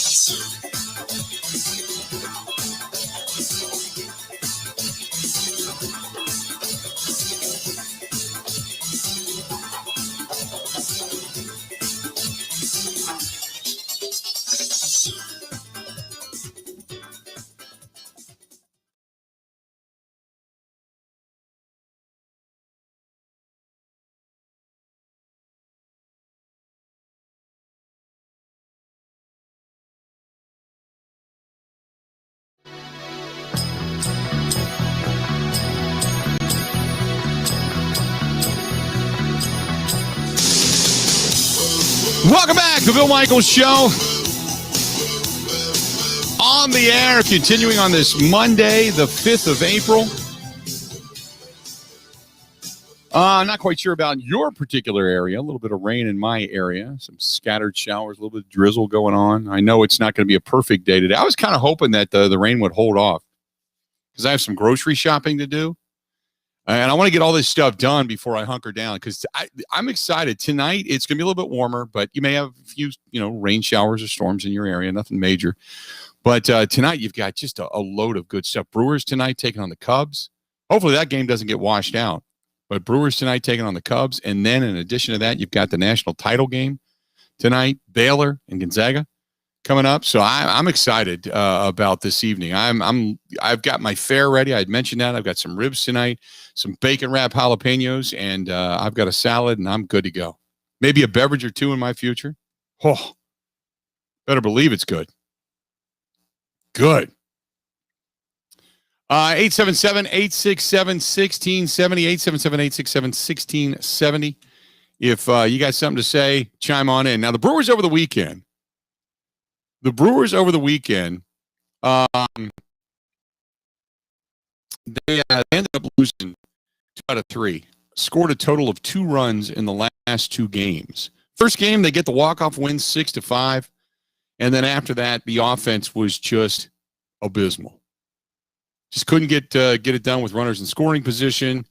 It just wasn't a great weekend. Brewers and Cubs, 6:40 Central Time down at Wrigley. Brett Anderson on the hill against Trevor Williams for the Cubs coming up. Yesterday's ball game, Brewers just couldn't plate runs, and Keston Hiura yesterday was 0 for. Colton Wong 1 for. Christian Yelich a couple of strikeouts, but 1 for yesterday. Keston Hiura still sitting at 0-0-0 on the season. Which it's early. It's not terrible. It's not like you're looking at something going, oh my God, this is awful. But you're seeing some, saw Travis Shaw come in and get a pinch hitting situation yesterday. They're trying to move guys around and play, but nobody's really knocking the cover off the ball, but he's trying to play some lefty righty. Orlando Arcia 0 for again yesterday with a couple of strikeouts on the day. Had the big RBI in the game on that was a fielder's choice, but in the game on Thursday, which is the reason his stat line is goose eggs across. But Jackie Bradley Jr. yesterday with the big hit, with the bomb, he came in and had a knock. So solid for him, but he's still, his average early on is relatively low. 1 for 4 yesterday, a couple of RBI, scored a run on that home run. That was it. That was the extent of their scoring. Adrian Hauser, he threw well though. I'll take this. When you look at some of the lines, Hauser yesterday, your starter, he goes 5 innings, 4 hits, a couple of runs, 4 strikeouts, gave up the 1 long ball, but only a couple of runs on the day. The pitching itself has not been bad. It's been good to see. The Brewers could not plate a run again on Saturday, but I mean, come on. Corbin Burns, 6 1/3. He had a no-hitter going for a while. Gave up the long shot, but 11 strikeouts. 11 strikeouts, the 1 home run. Gave up the 1 earned run. That was it. Suter comes in, goes 1 2/3, 3 hits, gave up the 1 run. Fire Rising, a clean inning with a strikeout. I mean, that kind of a pitching performance you'll take every day. But, I mean, Narvaez was your only hit. They were 1 hit on Saturday. What is Narvaez? Narvaez, he was 1 for 3 in the game. That was it. Everybody else, nada. Nada. You're just not getting that production right now. So I'm not overly concerned about. Now, if we go through the Cubs series and this team is still not hitting the baseball, I'll start to say, oh, boy. Maybe you start to look over that fence a little and go, God, you need something. It's not that they can't hit. It's just that you're going to need something to ignite them. But what did you take away from the weekend? What I took away is what I always take away at the beginning of a baseball season. If you get a bunch of hits, tremendous. That's great. But for the most part, in baseball early on, usually the pitching is not bad. And I'll whatever numbers you put up in spring training, offensively speaking, they just usually don't translate. I mean, who knew that the Cubs would be tied with the Reds for the top spot in the division after the weekend? You know, I mean, come on. It's a couple of games. Mark says Cincinnati's already on top. I'm a little bit afraid of them. I'm not. I'm just not. They hit the hell out of the ball. What did they win yesterday? Would they have like a 12-run outburst or something like that? They beat the hell out of the Cardinals. Yeah, the Cardinals beat the Reds in game 1, 11-6. And then after that, now don't get me wrong, the Reds put up 6 in that contest. The Reds put up 9 in game 2 and 12 in game 3. So they've already put 27 runs on the board. So the Reds can score runs. We said that. We said that, look, if that team hits and you got a healthy Moustakas and a healthy Joey Votto, that team can score some runs. They can put it together. But I'm still not thinking their pitching's going to hold up. Start to get some of those warm days down there at Great American Ballpark, though, man. The ball flies in that place. Just flies. We'll see how it is tonight with a warmer climate and the wind blowing from the southwest tonight down at Wrigley Field, see if maybe the Brewers can't. And by the way, did you see the Reds and the Cardinals? They've always had bad blood. They've always had bad blood. But the fact that Reds right fielder Nick Castellanos, when he was kind of jawing with Jake Woodford, and then both of those benches emptied, and it wasn't kind of a pushing and shoving match. I mean, it was these two teams hate each other. These franchises hate each other. So we already had a scuffle between those two teams. And the good news was Adam Wainwright, who we were looking for the Cardinals, can he be good or can he be bad? Adam Wainwright got shelled in his first outing.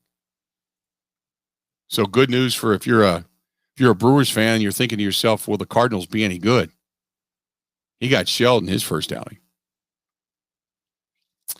Darren says, but it was last year that the Reds offense failed them. Yeah, but last year they had Trevor Bauer and Sonny Gray, and they had really good pitching. They lost some of their pitching Trevor Bauer moved on. They still have Sonny Gray, but he's been beat up a little bit. But we'll see if their pitching holds out. We'll see if their pitching holds out. Darren also says, my concern with Hira is not the results based on more of his approach or lack of discipline in hitting. I'll tell you what, the upstairs fastball, he just goes after. That's like fishing in a barrel, isn't it?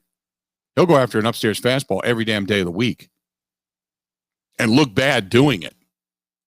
You're right. 877-867-1670, 877-867-1670. Hit us up. What'd you take away from the weekend? The Brewers plus and minus. Plus and minus. Let's go to our buddy Dave in Monona. Dave, welcome to the program, man. What's happening today?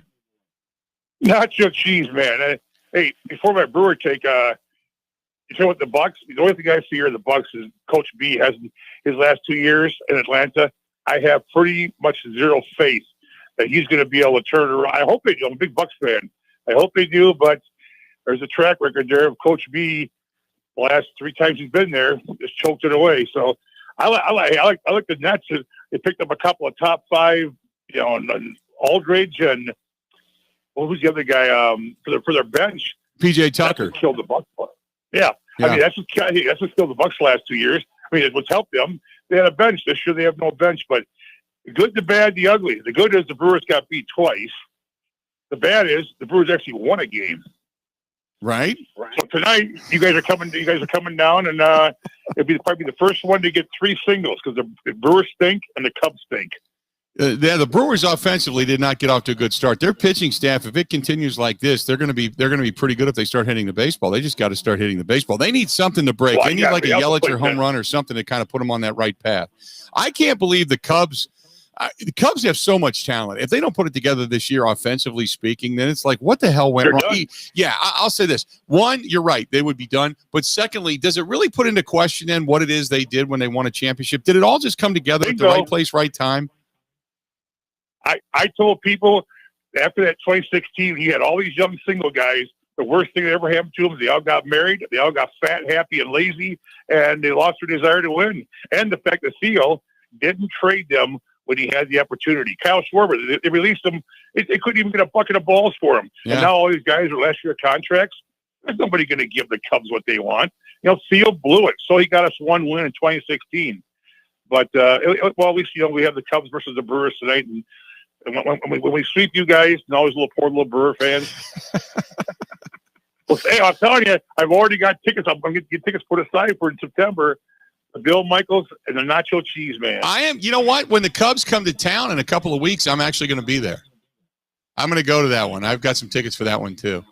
Yeah, I'll tell you where you're sitting there. I got customers going to all 3 games. Okay, let me. We'll touch base and we'll get there. Absolutely.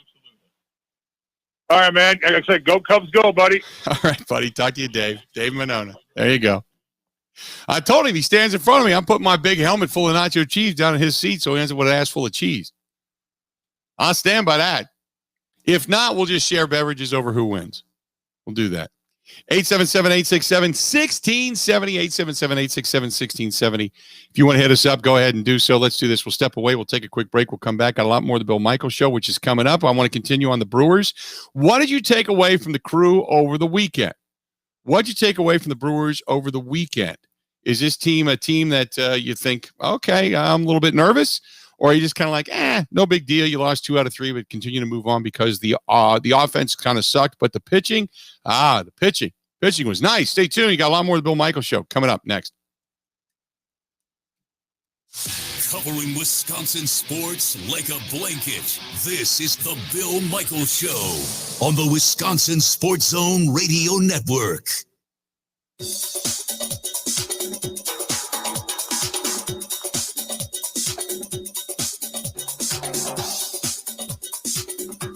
Bill Michaels will resume in 5 minutes.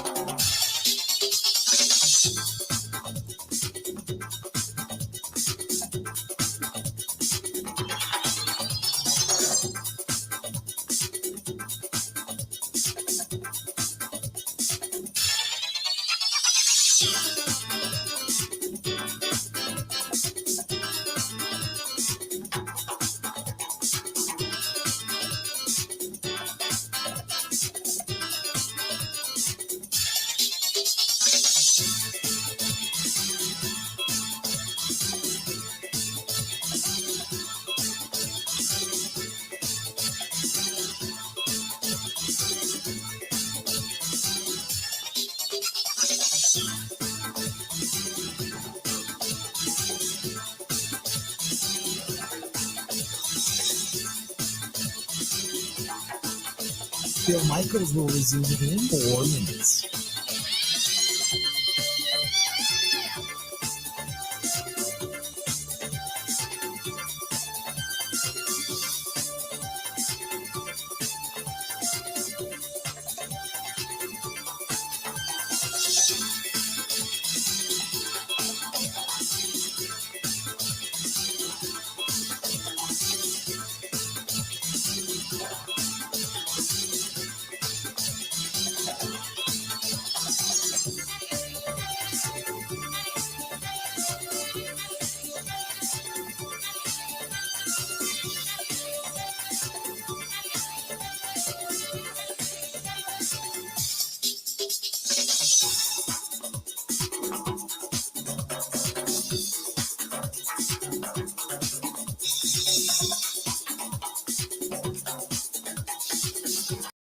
Michaels will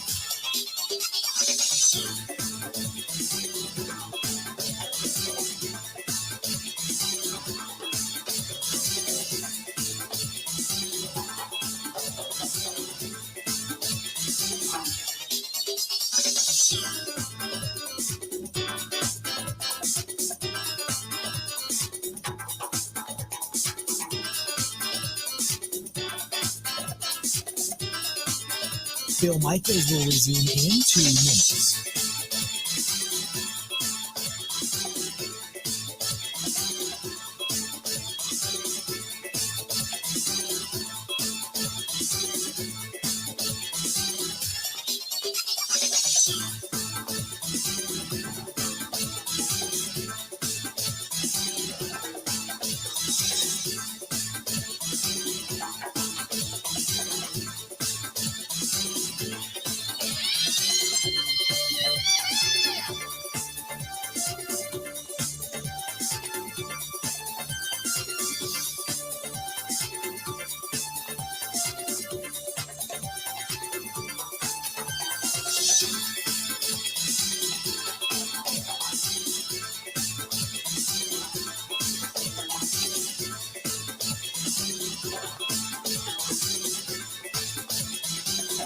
Bill Michaels will resume in 1 minute.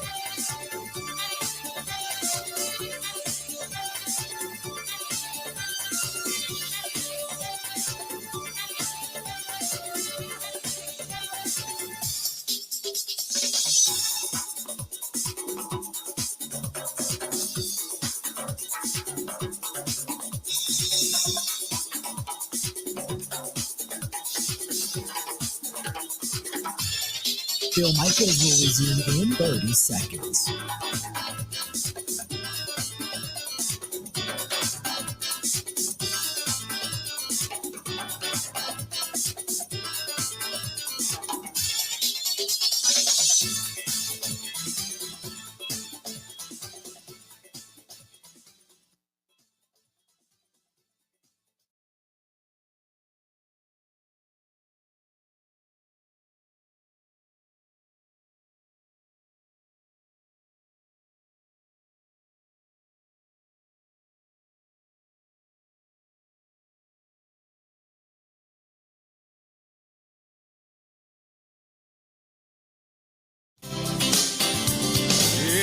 Always a crazy one, broken. Bill Michaels Show. We continue on.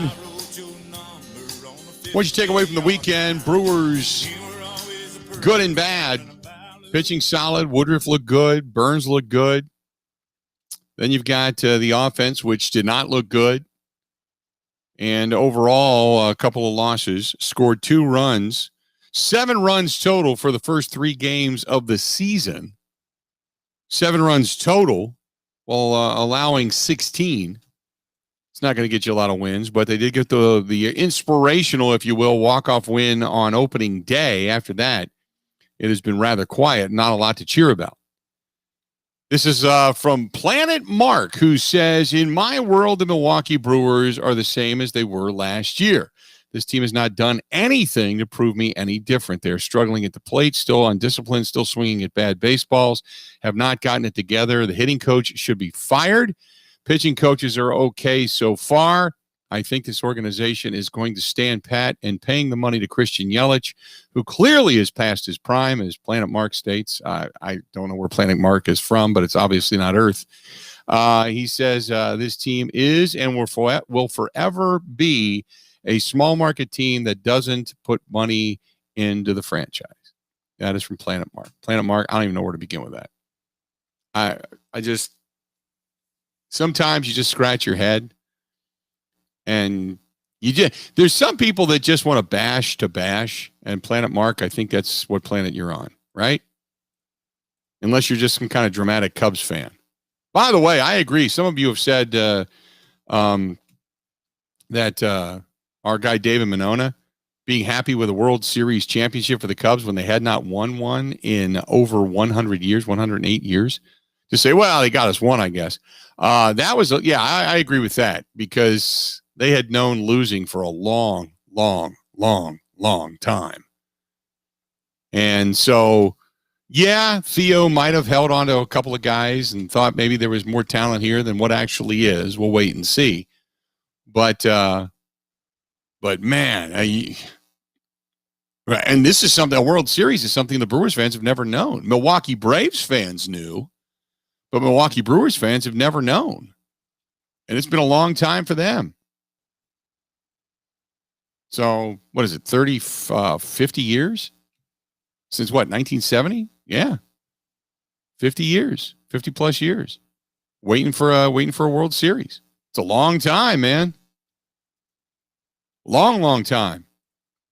That goes back to the old question of what would you give up right now? If you could say all your franchises would give up 10 years of either not getting to the postseason or getting to the postseason but not winning a championship, which franchise do you want to see win one? And I think most people would say the Brewers. The Brewers as a franchise have never won a World Series.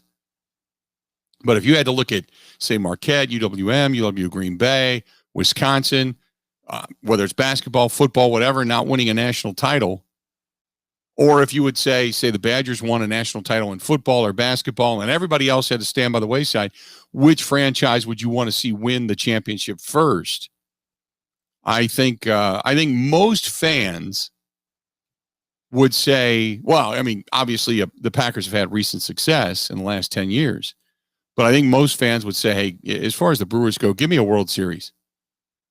Give me a World Series. 877-867-1670. But have Cubs fans ever celebrated an American League pennant? I think not. Kinger, you're correct. But the White Sox, if you're a White Sox fan in Chicago, or you're a Chicago sports fan or baseball fan in general, you've had a World Series in recent history. You know? Darren says, how can we not be excited about the Bucks? They will be multiple bites on the apple the next 4 years in which we can go for it and just enjoy it. I agree. As long as you got Giannis, I mean, as long as Giannis doesn't have any kind of a debilitating injury, you're going to be there for quite some time. Unlike other sports like football or baseball, you can throw everything on the back of one guy and still get really far. You know? Darren says, I'd love to see the Brewers series win a series first. I think if I had to say which franchise, if you had to say everybody else would not win a championship in the next decade, but if your franchise won it, which one would you pick? And I think most people would take the Brewers at this point. We've seen championships in Green Bay. We have seen, it's been a long time since the Bucks have won one, but I think as far as mass appeal goes, most people would probably take the Brewers. Who knows? Maybe people would take Badger football. We're a football state. So maybe people would take Badger football over it. 877-867-1670. 877-867-1670. Hit us up there. This is Mark. Mark says, terrific program. Great question. I think as far as the Cubs go, the Cubs are a team that are spoiled fans and have no right to be. They've won a World Series and they're sitting on that, and rightfully so. But this is all you're going to hear about for years to come. And then the whining and the griping about only getting one. I said that at the time. I was sitting here in the state of Wisconsin as the buildup to that World Series was upon us. And I listen to sports talk radio from Minneapolis. I listen to it in Chicago. I listen to it all over. And I remember, I'll never forget, I'm driving around. I'm listening to, it might have been a Cubs post game or a postseason show based on the Cubs. And I'm listening to the host talk about how this team was set up to win not just 1, but 3 and 4 and 5 and 7. And I'm thinking, are you kidding me? It took you 108 years to get to this point. You're on the precipice of winning a World Series. Okay? You hadn't won it yet, but I'm thinking to say 2 and 3 and 5 and 7 and on down the road, that many World Series, and you're talking about a dynasty? No. Be happy to get 1. Be happy to get 1, and then worry about 2 and 3. Just get 1, because it is so difficult. We haven't seen anything like this, where it's just this dynasty that reigns over everything since really the mid to late 90s with the Yankees and Joe Torre when he was still managing that team. And prior to that, you had the mid 80s Yankees. And then before that, you had a couple of years in which they went back-to-back to Cincinnati Reds and the Big Red Machine, and they were still a dominant team until free agency hit, and then that started to break up.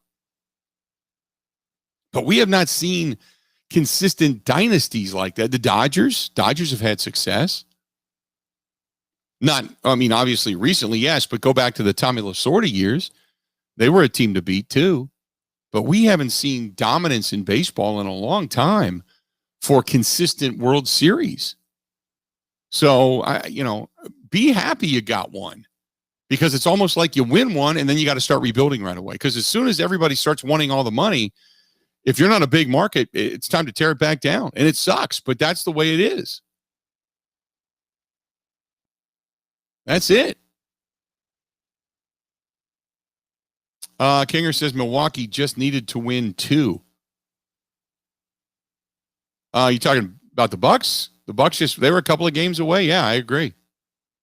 They just needed to win 2 games. They were off to the finals against Toronto. That thing how that fell apart, I still have no idea.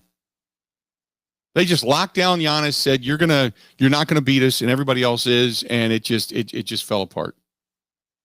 877-867-1670, 877-867-1670. You want to hit us up? Do it. More of the Bill Michaels Show next. Covering Wisconsin sports like a blanket. This is the Bill Michaels Show on the Wisconsin Sports Zone Radio Network.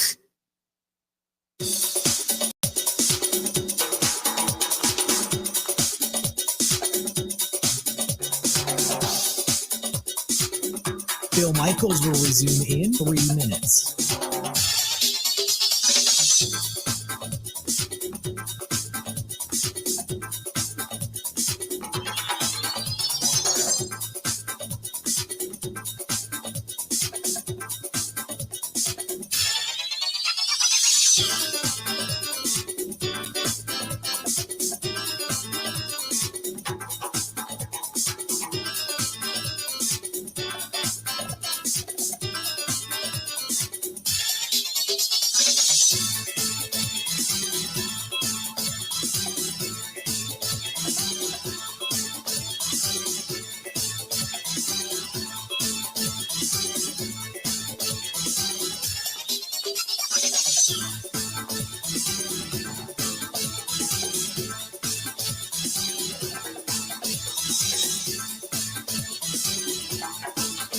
Bill Michaels will resume in 2 minutes.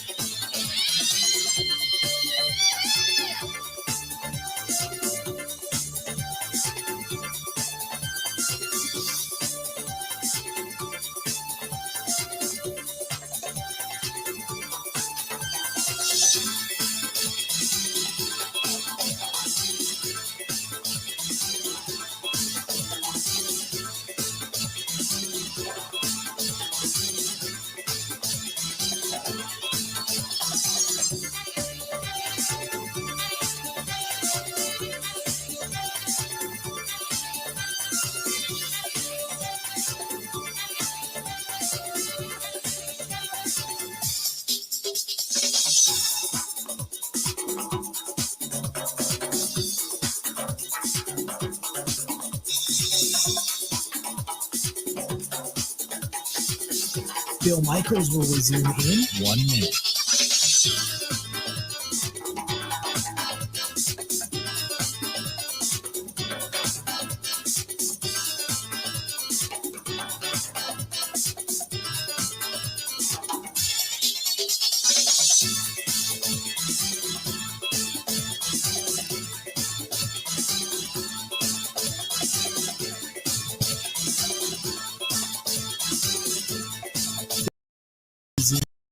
30 seconds.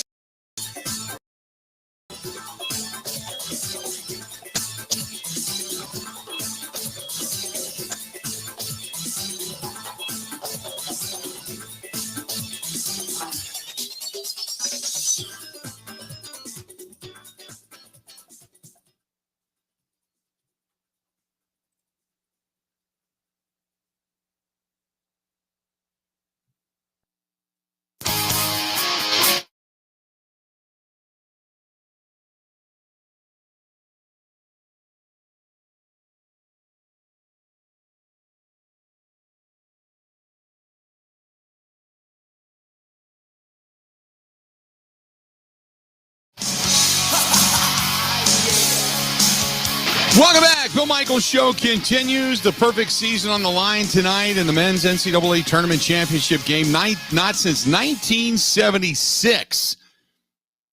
Who was guiding that team in 1976? If you remember, the tumultuous, infamous Bobby Knight. That Indiana team went 32-0.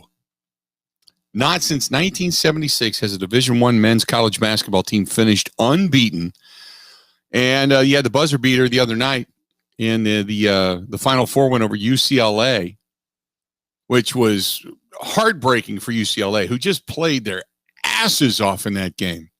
I thought, oh, my goodness. Not that they were a complete Cinderella being in the 11 seed, so to speak, but they had to play the play-in game just to get there.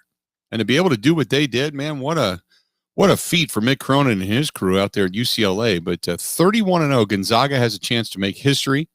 Standing in the way, though, the opponent, Baylor, and they absolutely destroyed Houston in Saturday's early game. And they just beat them up. Baylor plays such good defense, and they're peaking at the right time. And, you know, you go back a couple of months ago, they had some games that were canceled because of COVID. And, you know, you probably, had that all not happened, you may have two undefeated teams going for it. And let me ask you this as a Badger fan. Do you feel better that you went toe-to-toe with Baylor, the team that is in the finals with Gonzaga? Do you feel better as a Badger fan? You know? Do you feel better as a Badger fan knowing that the team that is now in the finals beat you, and you went kind of toe-to-toe with them for a while? You gave them better games, say Houston did. You know? I was taking a little bit of solace out of that. I really was. The Bears lead the nation in three-point shooting, and it's not just All-American, you know, Jared Butler, but Davion Mitchell, Teague, they're deadly from the outside as well.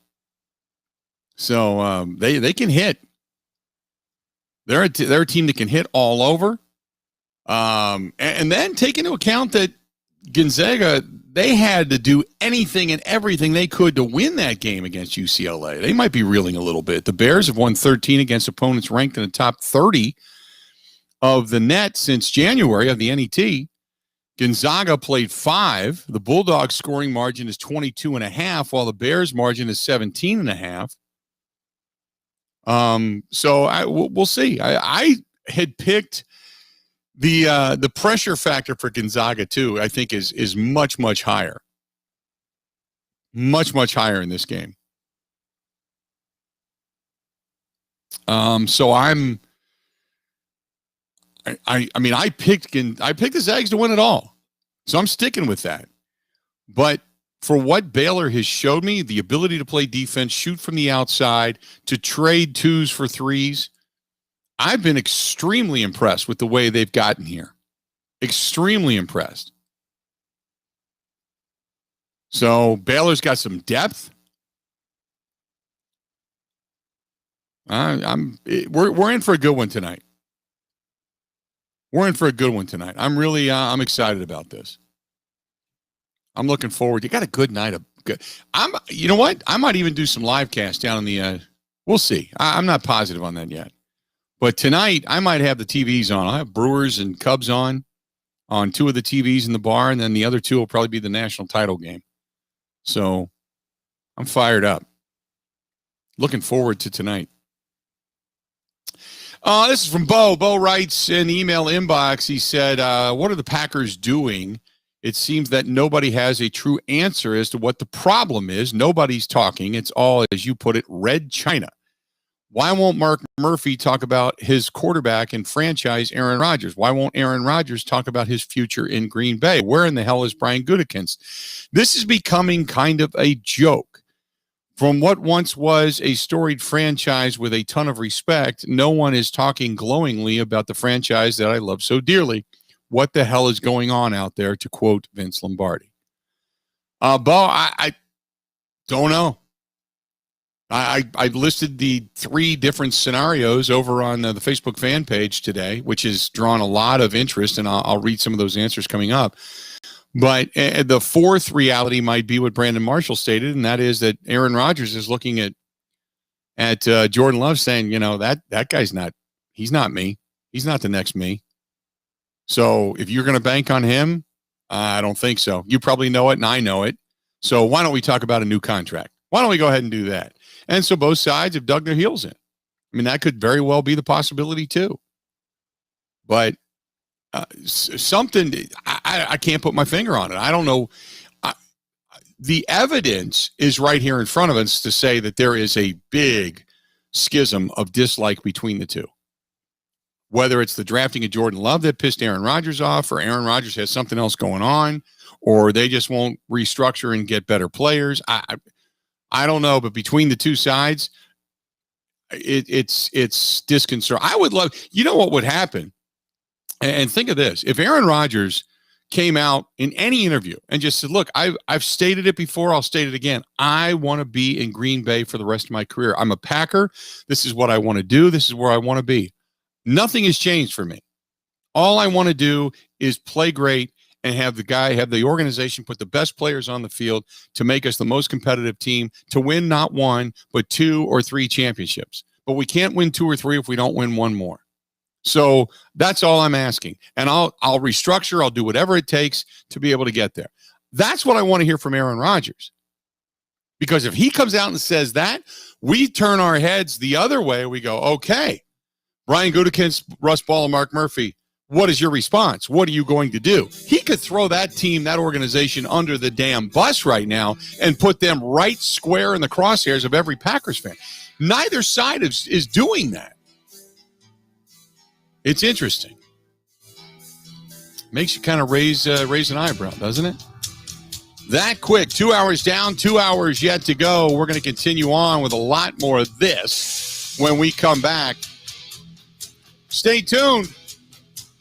Oh, we got good stuff today. I just can't wait. You got basketball tonight, national title tonight, Brewers and Cubs tonight. This is Masters Week down at Augusta. I'm giddy. How about you? More of the Bill Michaels Show next.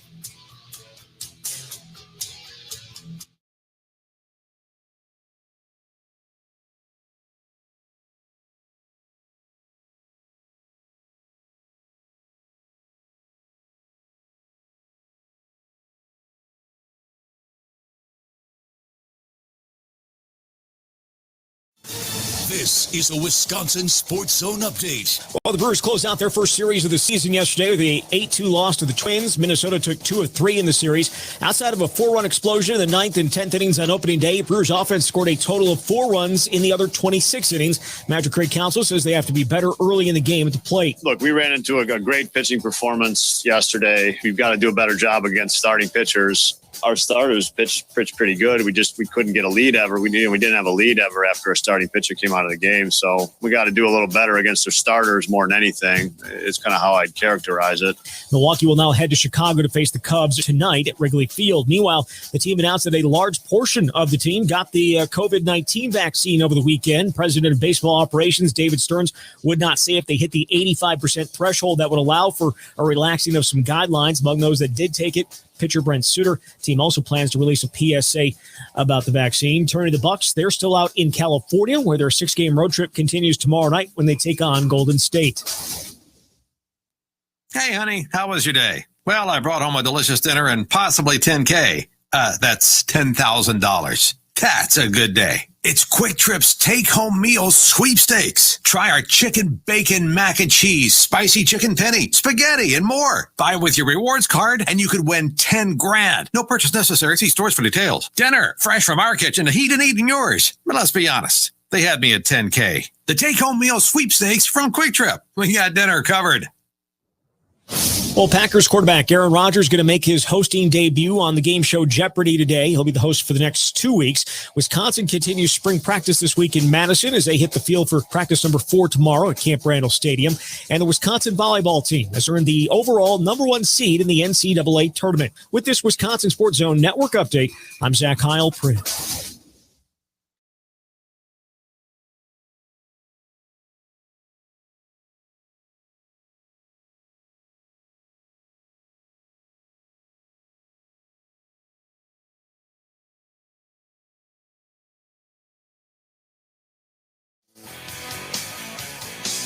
Welcome. Glad to have you. The Bill Michaels Show. We continue this third hour of the program. 877-867-1670. If you want to chime in, feel free to go ahead and do so. 877-867-1670. Hit us up over on Twitter. Find us on Twitter at Bill_Michaels. At Bill_Michaels. This portion of the program brought to you by our friends at Quick Trip, the official convenience store of the Bill Michaels Sports Talk Network.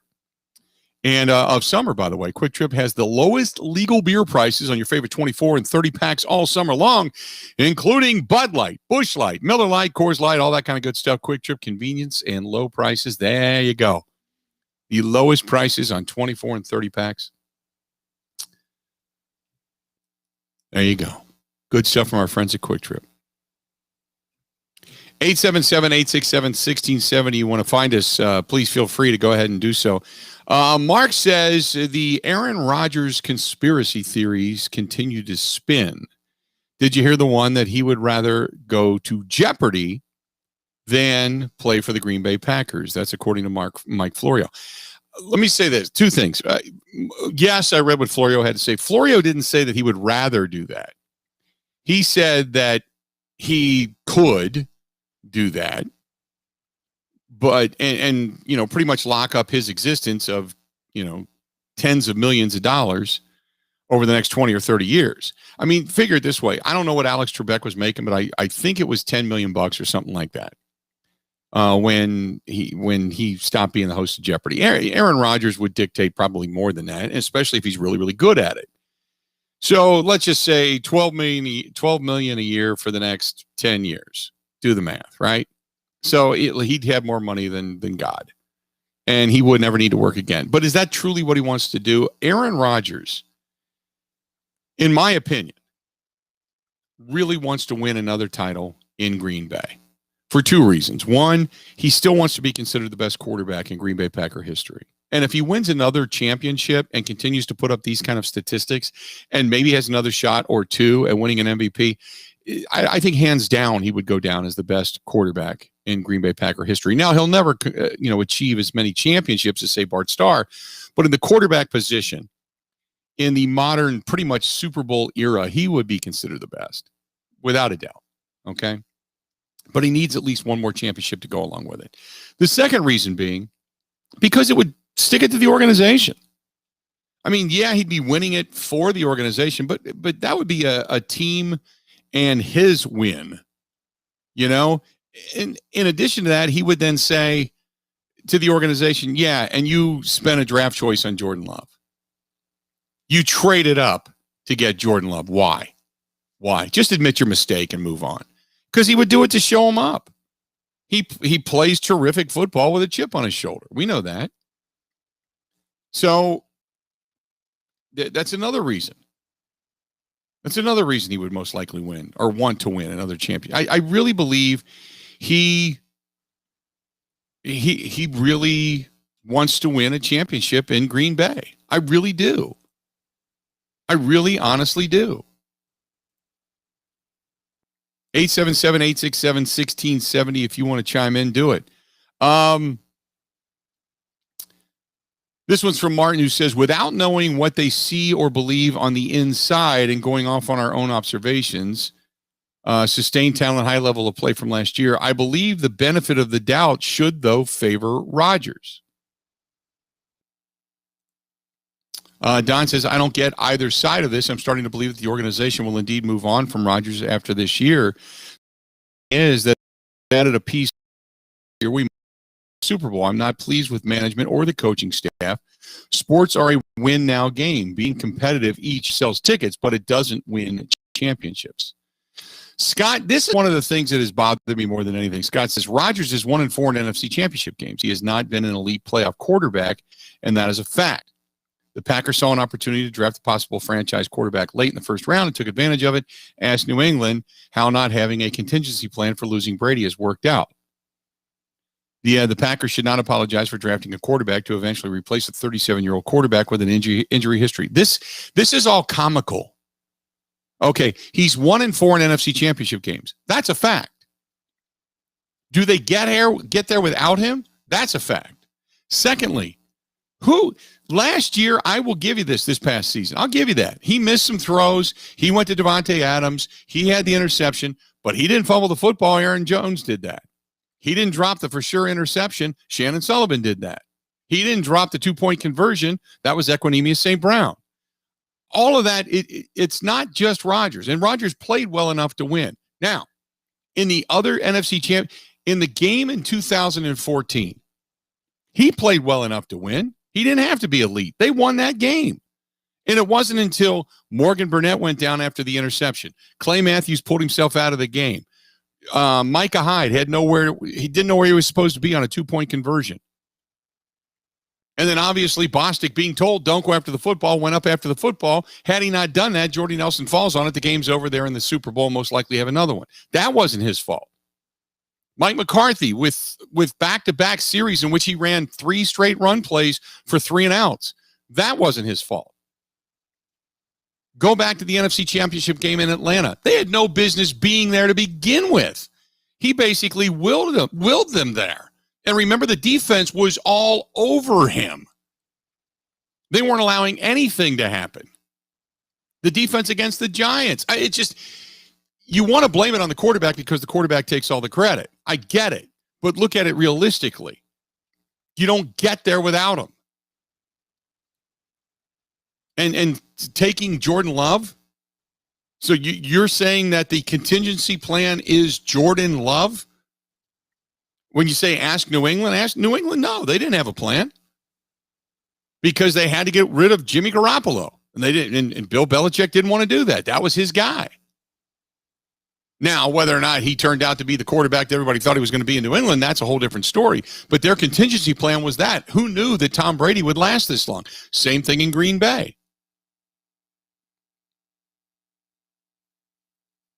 He says the funny thing is if Love ends up being good, all the pessimistic reporters and fans will all of a sudden jump on the bandwagon and say how brilliant it was to draft Love. No, I won't. Never will. What I've said before is they better know that Jordan Love is going to bring a championship to this organization. Otherwise, this was a terrible decision. And this because the same Packers fans and you yourself, Scott, will sit there and say, how can you only win 2 championships with 2 Hall of Fame quarterbacks in back-to-back succession? And the answer is because you don't push all your chips to the table. You keep worrying about tomorrow. At what point do you worry about today? This one's from Matthew says, being a Giants fan clouded in chaos, it is dismaying to see the Packers treat Rodgers like nuclear waste, who has become DEFCON 4 with a chip on his shoulder. That being said, Love had better be astounding at quarterback, and for this franchise, when the baddest man in football leaves for good, this is just an awful thing.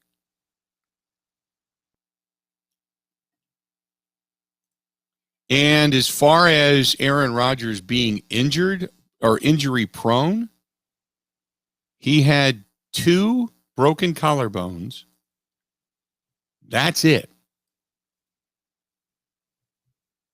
That's it. Nothing else. 2 guys fell on him. That's it. You act like he's hurt every year. The first 3 years he played behind Brett Favre.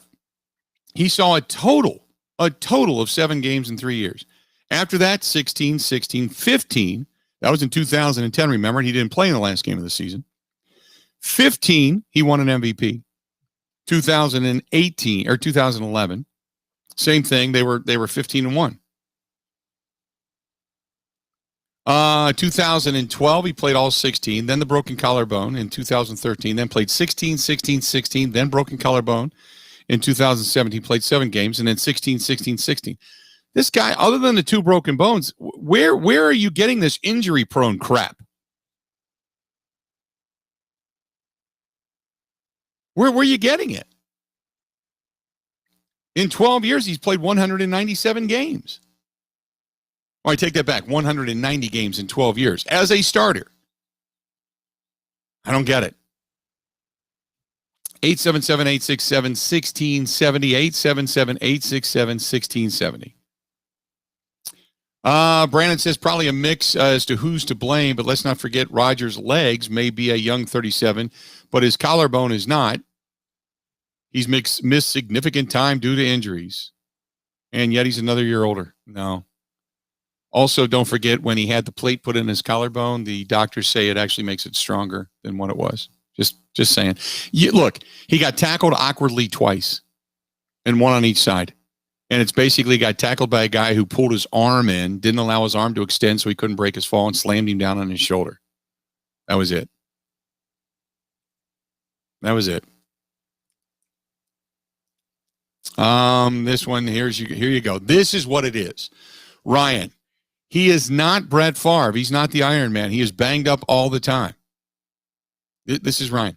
I think if Rodgers were to be asked why he continues to play when he's hurt, he would probably just say because Brett Favre did it.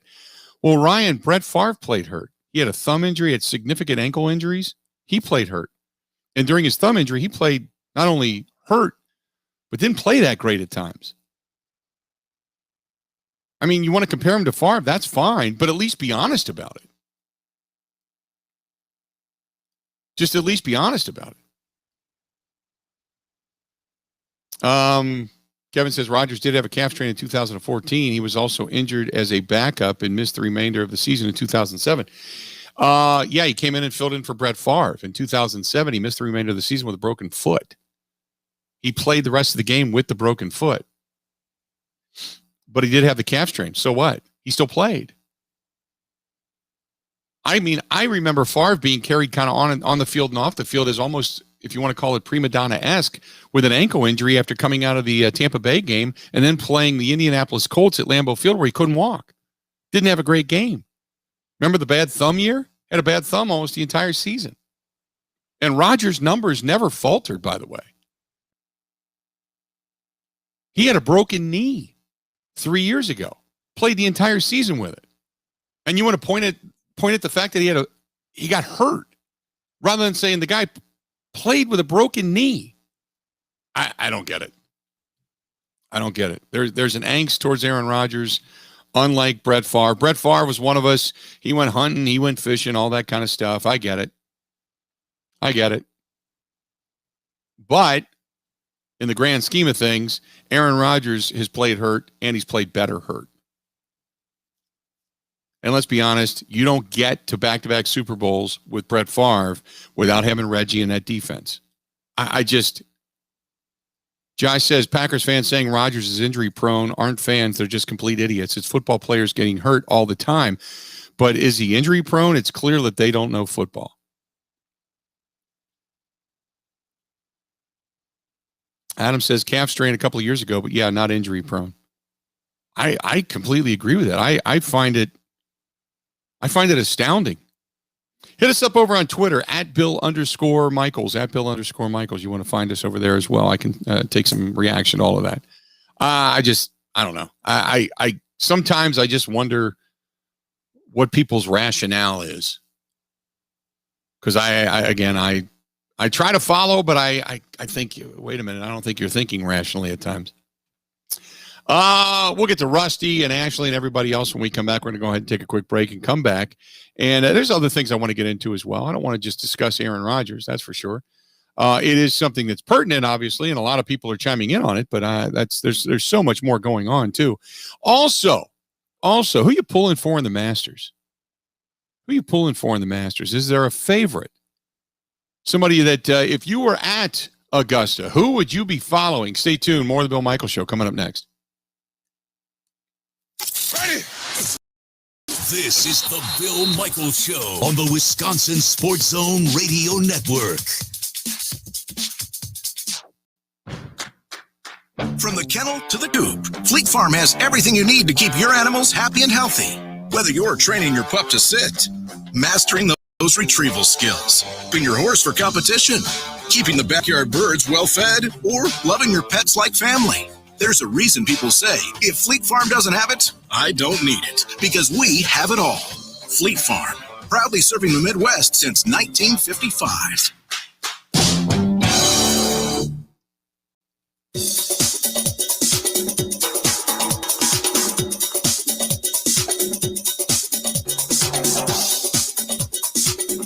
Bill Michaels will resume in 3 minutes.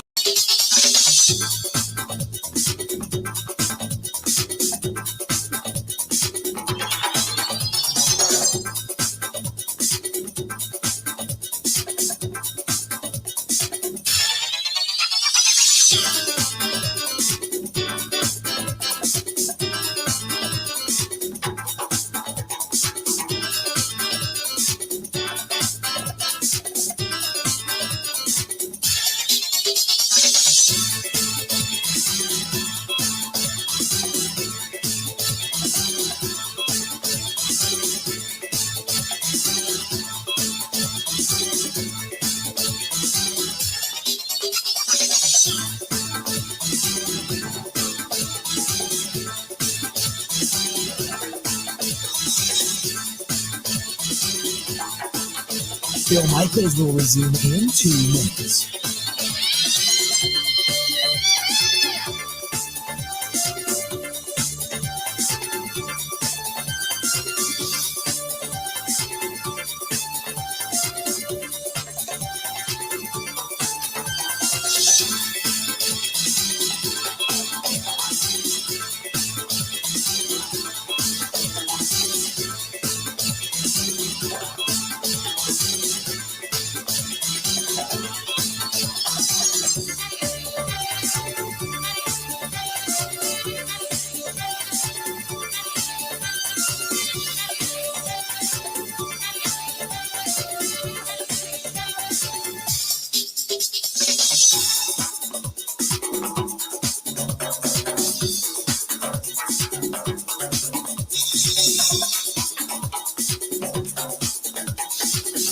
Bill Michaels will resume in 1 minute.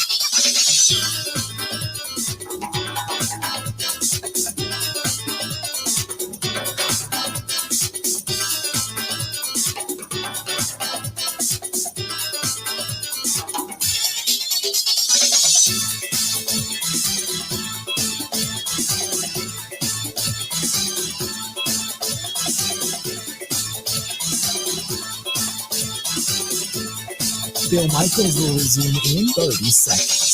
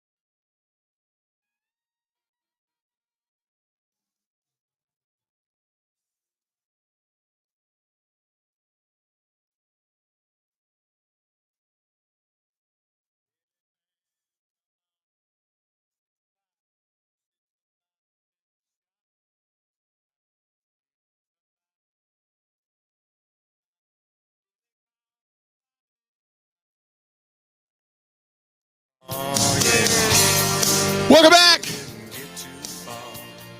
Boy, there's all kinds of anger when it comes to Aaron Rodgers. 877-867-1670, 877-867-1670. No, Aaron Rodgers is not going to retire and host Jeopardy. I know that Mike Florio made a comment about that for those that are emailing me that. No, he's not going to do that. The guy wants to win a championship. He wants to win another one. And if he could do it and stick it to the Green Bay Packers in doing so and making them kind of force their hand, then I get it. That's what to do. Go out and get another championship or two. Prove everybody wrong. Go from there. Prove everybody wrong and go from there. Got a couple of emails here. This one is from Jerry, who says, I think Packers fans are getting a little bit crazy on this. He's the best damn quarterback in football. His numbers are not going to be stupendous in the postseason because he's always playing the better defenses in the postseason. What are people finding so difficult about this to understand? He goes on to say, I think while he is a tremendous quarterback, he's made mistakes like other quarterbacks. Tom Brady did not win the Super Bowl. The pressure they put on Patrick Mahomes did. Brady was the mere benefactor of being able to move the football, making a couple big plays and allowing the defense to do their due diligence. When are the Green Bay Packers front office staff going to wake up and realize they have to do more defensively if they're going to find themselves winning a Super Bowl? They continually sit on their hands and then say, Aaron, go win us 16 games if you can. Aaron can't do it by himself. They bring in a few players, which, and then he's got in parentheses, to Gutekunst's credit, benefited the defense, but it still isn't enough. Why do they always fall short? I'll tell you why, because all they give and he's got a word in there I can't use, blank about money. Just do enough to make people think that this team is good enough to win a Super Bowl so they continue to buy all the merchandise and continue to buy all the crap marketing that comes out of Green Bay. That's it. There you go. Appreciate the email. 877-867-1670. Let's go to Aaron in Eau Claire on the phone. Aaron, welcome to the program, The Bill Michaels Show. What's going on, man? Hey, thanks, Bill. Man, it's a beautiful Monday, but these Packer fans have me down. Yeah, some do. I'll agree with that. Some do. Yeah, some do. Absolutely, some do. Listen, I don't know. I'm going with the whole patience. It's like, correct me if I'm wrong, nobody really saw any body of work from Jordan Love last year because of COVID, right? I mean, there's no preseason games. He didn't even make the active roster for any of the 16 games. So it's kind of like, hold on. I believe Aaron Rodgers does have the leverage because I think this year training camp with more eyes getting to watch Love and see what Love does. You know, if he is the future, great. But I'm kind of like with, is it Brant? What's his name? Andrew Brant? Brass for the Packers. Yeah, Brant. So look. Oh, he's breaking up. You there? Did with Aaron Rodgers for 4 years. You play your number one quarterback. But this year, after training camp and maybe some preseason games. Aaron, you're breaking up, buddy. Appreciate the phone call, though. Look, Aaron Rodgers is going to be the quarterback this year. And this is all going to end up settling down. I think where the anxiety comes from is, first of all, you still need more money. For where the Packers are right now, you still need more money. So people say, well, you got to be patient. I understand that. Because right now, when you look at this, the only way you're going to get additional money is cuts. You don't have enough money. At this point in time, you don't have enough money to sign your rookies. Right now, you're what was it? 3.1 million under the cap is where you're at. That's not enough even to sign your rookies. Okay. So the only way that you're going to get additional funding at this point is if you would cut somebody or two or three or whatever. So there can be some additional cuts made. A guy like, say, Dean Lowry would free up some money. So he would give you about $3 million, and that would get your rookies in, because then you would have a total of 6.1. You, for the most part, you'd get your rookies in, and you'd have the same team coming back. But that's it. You don't have anything after that. So where else are you going to get the money? You know what I mean? Where else are you going to get the money? Depending on which cap tracking device you have, you know, the Packers are anywhere from 2.5 to 3.1, something like that, under the cap. But where else are you going to get the money? 877-867-1670, 877-867-1670. Where else would you get it? So if you would say go with a Dean Lowry cut, a June 1st cut, that gets you $1.5 million. Technically. You've restructured some deals, but you still got, you know, other guys that are out there that you could maybe bring back to add some depth on your offensive line. A guy like Lane Taylor, if he's healthy, Jared Valdir, if he's healthy, you know, some guys that know the system, if you will. But as far as the rest of them go, who are you going to cut? You still figure you're going to get Devontae Adams to give you say a restructured deal, if you will. So that'll give you what, $5 million, something like that. $5 million more dollars. If you cut Dean Lowry, like I mentioned, to give you $1.5 million, $2 million bucks. Trying to think who else. That's about it. There's really not much more beyond that has big, significant dollars that you're gonna do. I mean, the only area you can then do is restructure Aaron Rodgers. And again, going back to what he said, is patience. I agree with that. I still think I've got this level of hope as to what the deal is, and I think eventually these two entities are going to make a deal. That's just my hope. I don't know what else to give you. 877-867-1670. Sergio says, looking at the Masters, I'm hoping that Lefty wins it. Longtime Phil Mickelson fan, but with Jordan Spieth playing good golf right now and looking better and better, do you think he has a legitimate shot? Why not? How many times have we first of all, I have never, in as many years as I've been doing this, okay, I've come close, but I've never called the Masters. Okay? I've never called it. I've never said, this guy's going to win it, and then had him win it. You know, the year that I thought Dustin Johnson would, he didn't. The year I didn't think he would win it, he did. Bryson DeChambeau, this guy is just hitting monster shots. Maybe he just flat out drives the golf course and just owns it that way. But the Masters, for as long as it can play, you got to be pretty precise too, because you can find yourself in the trees really quick. So he's going to have to be really, really precise. But why not? Why not? You could go with DeChambeau, Dustin Johnson. It could be somebody out of nowhere. Patrick Cantlay, Lee Westwood. He's been there. Jordan Spieth, like I said, John Rahm has been a guy that I've picked before that's played well there. Brooks Koepka. You know? And then there's somebody that could come out of nowhere. Victor Hovland or something like that. Suddenly he wins it. It's just, you know, so when you say, what about Lefty? I could say, well, why not? I don't think so, but why not?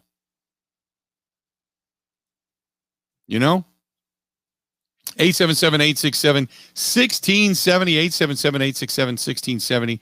You want to hit us up, do it. If who would I like to see? Now, see, who would I like to see versus who do I want to see? That's different. That's different. When you start talking about the Masters in general, who would I want to see win it? You know, that's, I like Dustin Johnson. I know Justin Thomas is a guy that's getting a lot of play. Bryson DeChambeau. Right now, the tournament field is DeChambeau, Justin Thomas, Dustin Johnson, or the field. Almost 80% of the people right now are taking the field. There's questions out there about Rory McIlroy. Will he even shoot under par? You know, there's all kinds of different things out there. There's all kinds of bet lines on this. I can't wait. I love the Masters. I can't wait for it. I love the Masters. You better believe the Masters is going to be on because you got the par 3. I think they're doing that this year. They're just doing it a little more socially distancing, but this year it's actually going to take place. So I think they're kind of back to normal at Augusta. So I think they're still going to do the par 3 challenge. I think. So I'm ready for golf on the television here in front of me. I'm ready for that. I'll have to check, though, during the break. But I believe they are this year. Last year, obviously, they didn't. They didn't even have the Masters at this time. The Masters last year didn't get played till late in the year. 877-867-1670. 877-867-1670. Hit us up. Would love to hear from you. Love to hear from you. Stay tuned. A lot more of the Bill Michaels Show. It's all coming up. It's coming up right after this. This is the Bill Michaels Show on the Wisconsin Sports Zone Radio Network.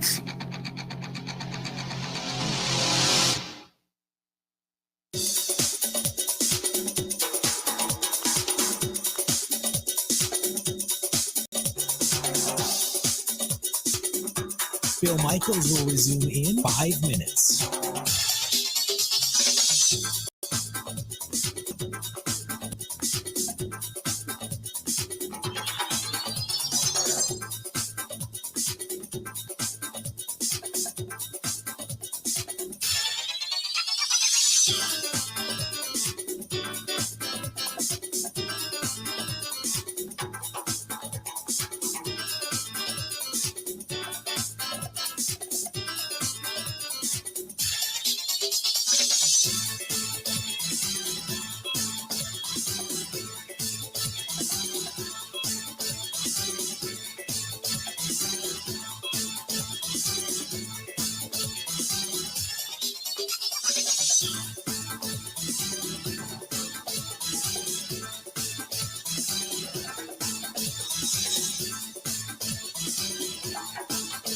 Bill Michaels will resume in 4 minutes.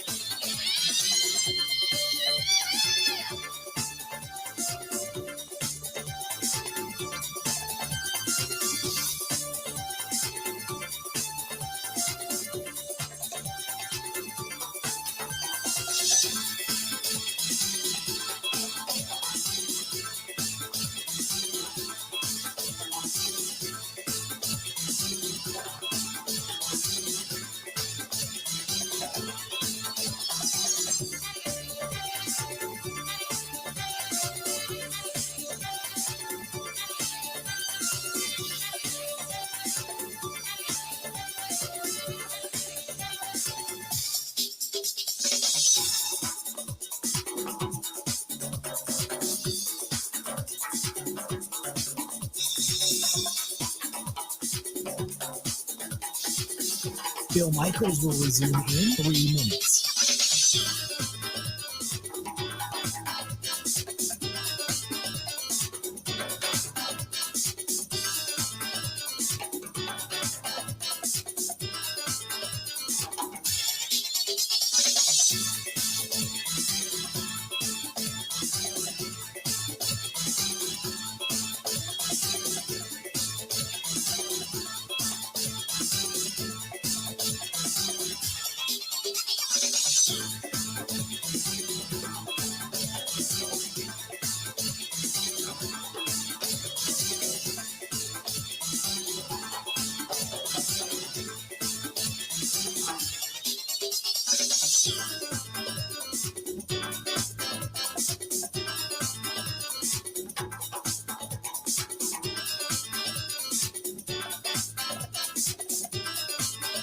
Bill Michaels will resume in 2 minutes.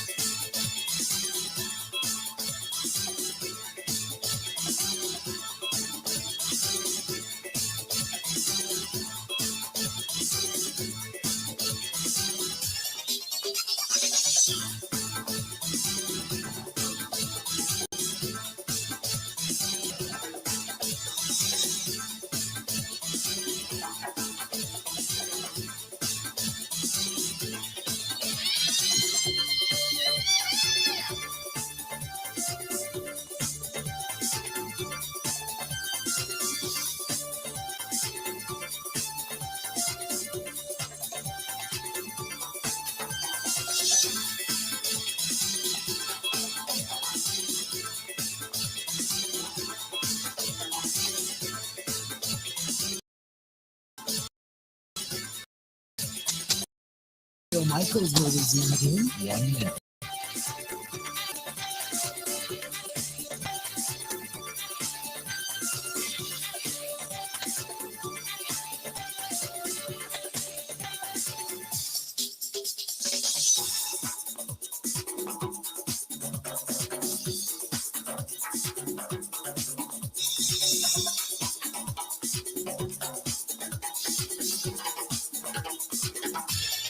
Bill Michaels will resume in 30 seconds.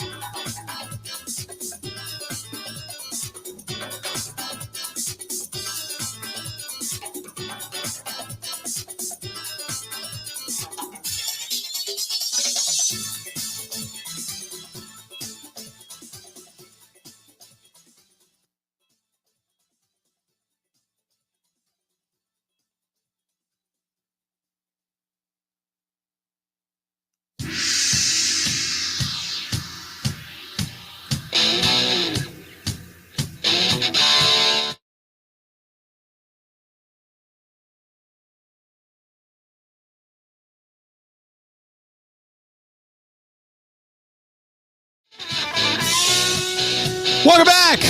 Glad to have you. Glad you're here today. Thanks for taking a listen to us. Saying hi to Steve and Sandy listening to us in La Crosse on the mighty WKTY 96.7 FM, 580 AM. Glad that you're here, and thanks to Steve listening to us off of the flagship station out of Madison, the Zone, 1670 AM, 96.7 FM. You can always find everything on the show at thebillmichaels.com. There's a listen live link there as well. That's thebillmichaels.com. You can find us there. Just kind of a mishmash of stuff to get into, but Mark wanted to know who I thought the Packers are going to take in the draft. I thought it was interesting. The kid out of Oregon, not the offensive tackle, but the cornerback. I'm not positive how to pronounce Lenoir or Lenoir. He's got a funky name, and I can't remember how to pronounce it, and I apologize. But that's the guy that the Packers were apparently talking to at the pro day. So, and he's a corner. So if the Packers go in that direction, it would say, okay, maybe they're not only looking for a top prospect, but they're looking for somebody of need. I hope he, is the guy. As far as where his projections are, I haven't looked at kind of the shakeup, so to speak. But as to whether or not you think he's going to fall to the Packers, I know that there's been some talk. The latest mock draft coming out of the Four Letter Network was the fact that they were taking a linebacker from Kentucky. Who they may end up taking, but I don't know where that kid ranks. I was trying to find out during the break just to kind of let you know, but I hate to do that while I'm sitting on the air. By the way, the kid, the guard out of UW Whitewater, which is Quinn is his first name. Fantastic story. They got him in the first 2 rounds, the second round draft choice on many boards, depending on where, you kind of think he might fall. But that's a great story. That's a great story for UW Whitewater. Yet another player to come out of that system. That's fantastic. Just to get that kind of recognition. Badger fans are always going to see Badgers go into the draft, no doubt. But to see some of these D3 schools get a little play, that's the quality of D3 football in the state of Wisconsin. It's been so good for so long, and now it's starting to get more and more and more recognition. So, but yeah, it was good to kind of see that pop up as you start to scroll through the schools and you say, okay, who is and isn't on a radar, and you look at that and you're like, oh, okay, nice. I still think, look, if you get a guy like Terrence Marshall Jr., the wide receiver out of LSU, if that guy's there, you take him. If you get the Elijah Moore, the kid out of Ole Miss, you take him. As much as I would love to see a guy like Najee Harris coming to Green Bay. They're not going to go after him. That's not going to happen. You would probably look at, say, the kid out of Northwestern. What is his name? Greg Newsome. Greg Newsome, the corner. You might go in that direction. Anything defensively you can get is great. And offensive weapon, Tony out of Florida, the wide receiver, is another good kid. So any one of those guys, I would not have the Packers going, a problem with the Packers going with. Even if they went with, say, like Jalen Phillips, the kid out of Miami, the defensive end, I'd go in that direction too. The more defense you can get up front, the better. I'll take it. Mark says, what about Eichenberg? Mark, I could see them taking him, but not in the first round. If Eichenberg fell to them in the second round, which I don't know if he would, being a big offensive tackle, I don't know if he would, but I could see them going in a second round pick, but not a first round pick. 877-867-1670, 877-867-1670. Would love to hear from you. Think about it. Give us a shout. Hey, have you been there? And I got to read this, okay? We've got a great friend of the show is Pine Mountain Resort and Four Seasons Island Resort. And I got this email from Justin and his wife, Sue. They sent it to me late last night. It said, we took your advice and went up to the Four Seasons Island Resort. Wanted to see the historic charm of what you talk about all the time. Did not get a chance to play golf, but the Easter brunch was fantastic. And we had some great drinks and met some good friends along the way. Saturday night was a band. They were playing music in that Boundary Waters downstairs pub. Boy, you weren't kidding about the ceiling. It is low. You do. It is really low. Got to watch your head if you're tall. But we had a fun time. Got a chance to get outside, walk the grounds a little bit, did some hiking, and then the brunch yesterday was, again, fantastic. Thanks for the suggestion. Did not know this place was even here. It took us a while to find it. We weren't even sure we were in the right area until we finally saw a sign that said Four Seasons Island Resort. But what a great escape, a great getaway. We can't wait to do it in the summertime. What a romantic getaway for our anniversary coming up in July. We are already booked. Now, I can sit here and give you all the reasons in the world as to why to go up there and take a look at it.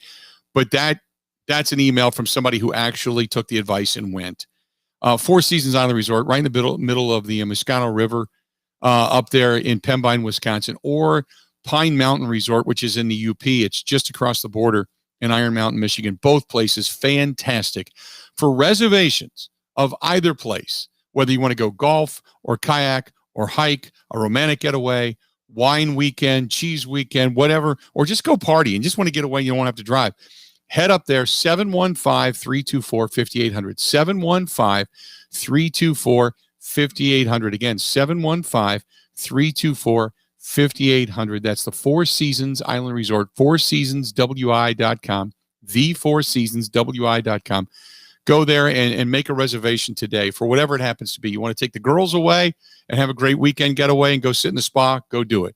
You want to take the guys, go up, play an executive golf course 2, 3, 4 times, and then sit around, have a great dinner, have some cigars, smoke outside, go to the Boundary Waters bar, have at it. Bachelor party weekends, bachelorette party weekend, whatever. Go up and enjoy yourself. It is a great, great getaway, and it's kind of a hidden gem right here in the state of Wisconsin. Again, call them 715-324-5800, 715-324-5800. That's the Four Seasons Island Resort. Go to thefourseasonswi.com. That's thefourseasonswi.com. More of the Bill Michaels Show coming up next. Covering Wisconsin sports like a blanket. This is the Bill Michaels Show on the Wisconsin Sports Zone Radio Network.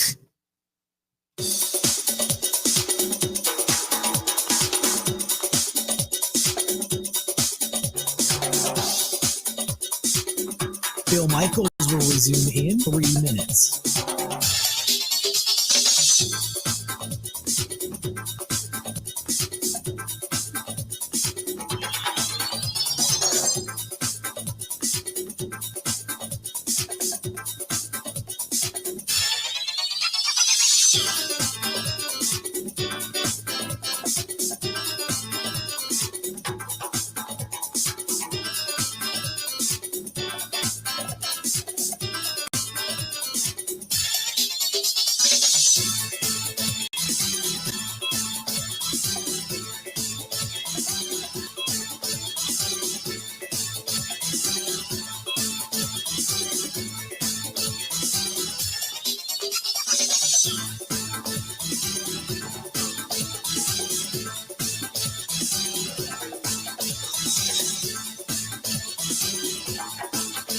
Bill Michaels will resume in 2 minutes.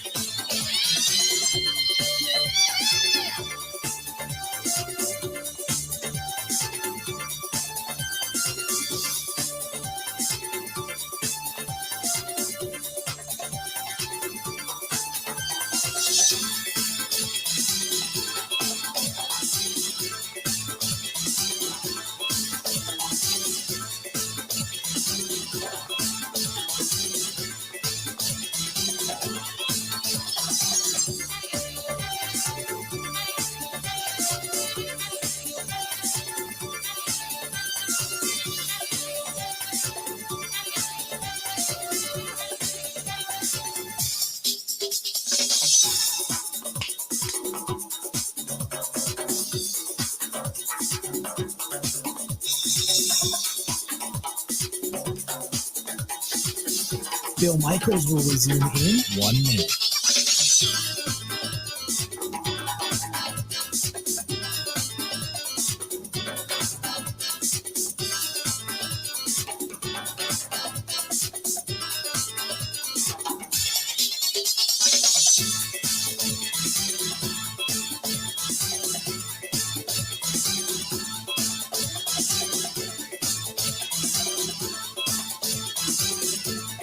Bill Michaels will resume in 30 seconds.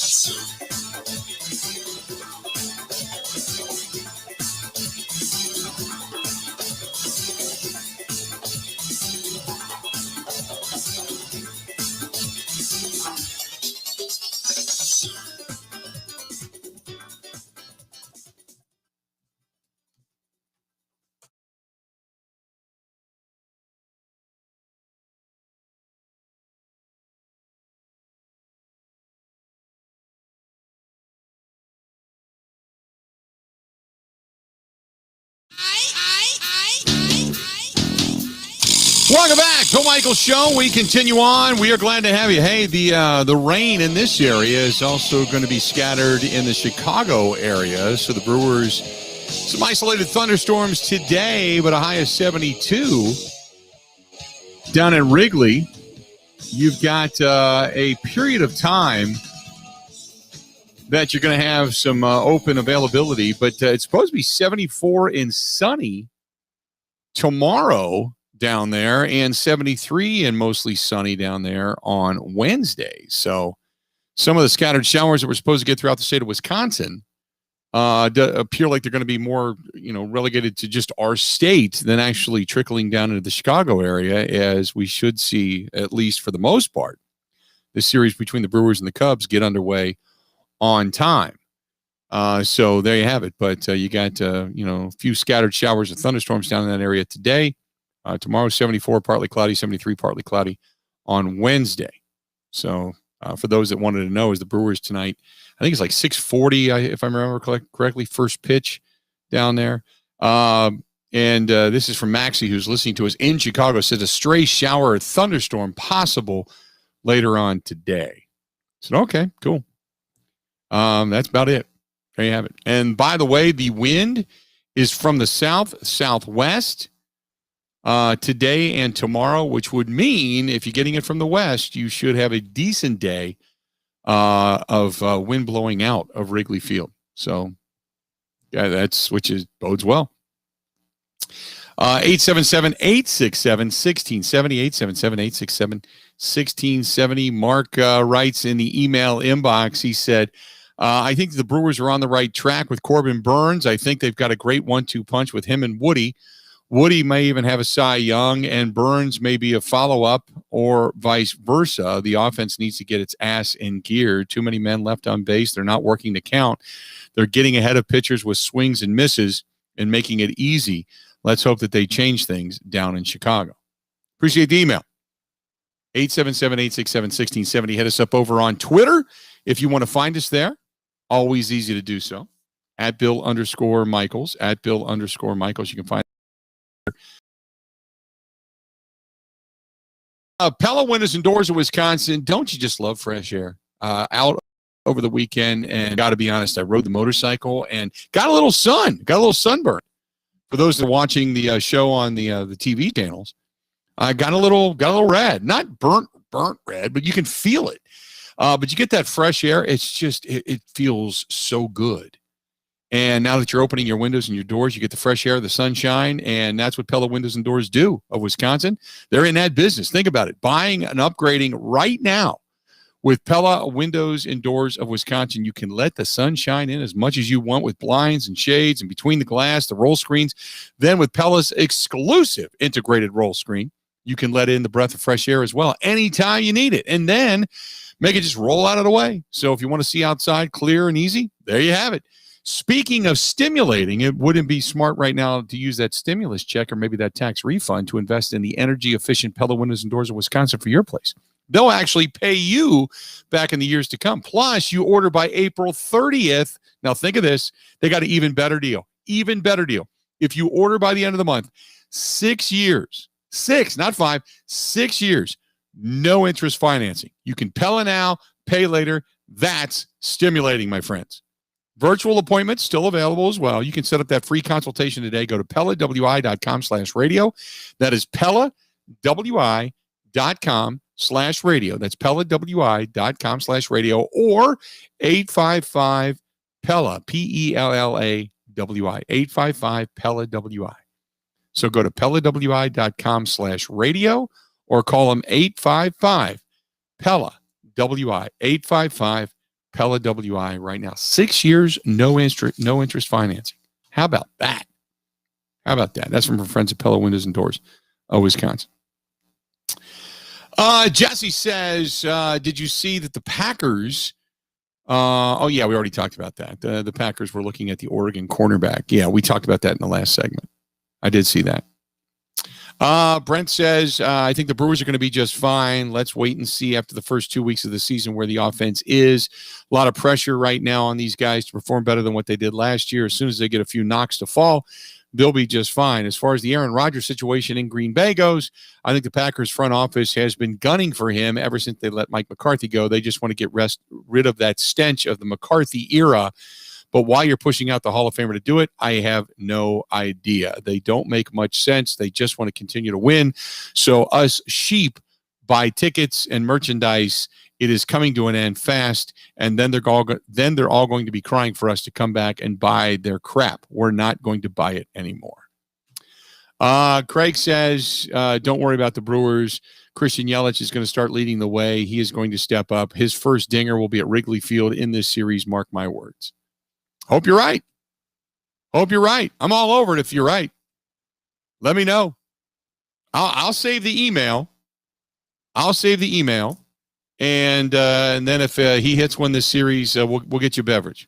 How about that? We'll get you a beverage. Quinn says, I think it's going to be Keston Hiura hitting the first home run at Wrigley Field. He'll get the first opportunity. He just needs to connect. He's swinging it high and tight. Needs to keep his arms out and quit going after fastballs up in the strike zone. Yeah. And this one's from David, who says, did you see that the Brewers actually ran the racing sausages this past weekend? They must have been listening to the show. It is crazy and stupid not to run the sausages because of social distancing. He said, by the way, we went to the game on Saturday, and I thought it was stupid that we sat in the stands with face masks on with nobody around us for at least 20 feet all the way in our circumference. If you get to go see live baseball and that's the price you pay for now, that's fine. I don't want to give up. I want us to be safe. And for those that need it to be safe, if you had the vaccine, go for it. If you have already had it, go for it. Whatever it is you want to do, but you got to stay to the rules of what certain entities ask. You can't just walk into a store and be pissed off at the store. You can take your business elsewhere. But if the store says you have to wear a mask, you have to wear a mask. I do like the stores now that say they recommend it, because there's a lot of people starting to back away from it. But, do you. And if it means that you have to wear it to go see a game for the time being, then do that, and see what happens down the road. The more people that get vaccinated, the better off we're going to be. And if you don't, then that's your choice. That's fine too. I'm not saying everybody has to. I'm saying do you. But eventually you want your day-to-day life and freedoms back, and that's what it is. This is from Jill. Jill says, when do you think they're going to allow tailgating back at Miller Park? I think the Brewers are going to be just fine. People are panicking way too early. Spiritual walk-off win on Thursday, followed by a couple of tight performances at the plate, does not make a season. I think they're going to be great. I'm predicting 89 wins. Jill, awesome. Awesome stuff. Love it. 877-867-1670, 877-867-1670. If you want to hit us up, do it. Brian says the Wolf, Holmgren, Thompson, McCarthy, Murphy, Gutekunst, and LaFleur era, not if this current regime thinks, where the hell did that go? It just vanished. Okay, not if this current regime thinks that they are even close to the same level. They are kidding themselves. They are going to duplicate drafting one of the Hall of Fame quarterbacks to take over from another Hall of Fame quarterback, then moving on from Rodgers is a complete joke. Shouldn't happen for the next 5 years at least. Kevin says, have you ever broken anything in frustration after a Packers loss? Not after a loss. No, because usually I'm on the air, so I don't go around breaking stuff after a loss. But like a particular play, it's not that I think I broke it. I don't think I broke it like a pencil or something, because usually I'm watching the game. You know? It's different for me because it's kind of work, you know? So no, to answer your question, no. Jeff said, I'd rather stay home anyway. My favorite pub with a cocktail or two. Jeff, you to me. Ben says, let it rain. We got crops in the ground already. We need to drink. There you go. We'll get back to the phones when we come back. Hang in there. I know we got our buddy Mike listening to us in Whitewater. Our buddy Joe listening to us right now in Rice Lake on WJMC, by the way, in Rice Lake. Can't wait to get back up there for the golf tournament this year. They throw such a great event. Such a great event. The Celebrity Golf Classic in Rice Lake is fantastic. Got another hour yet to go. We're not going anywhere. Hang in there. Hang in there. A lot more of the Bill Michaels Show. It's coming up right after this.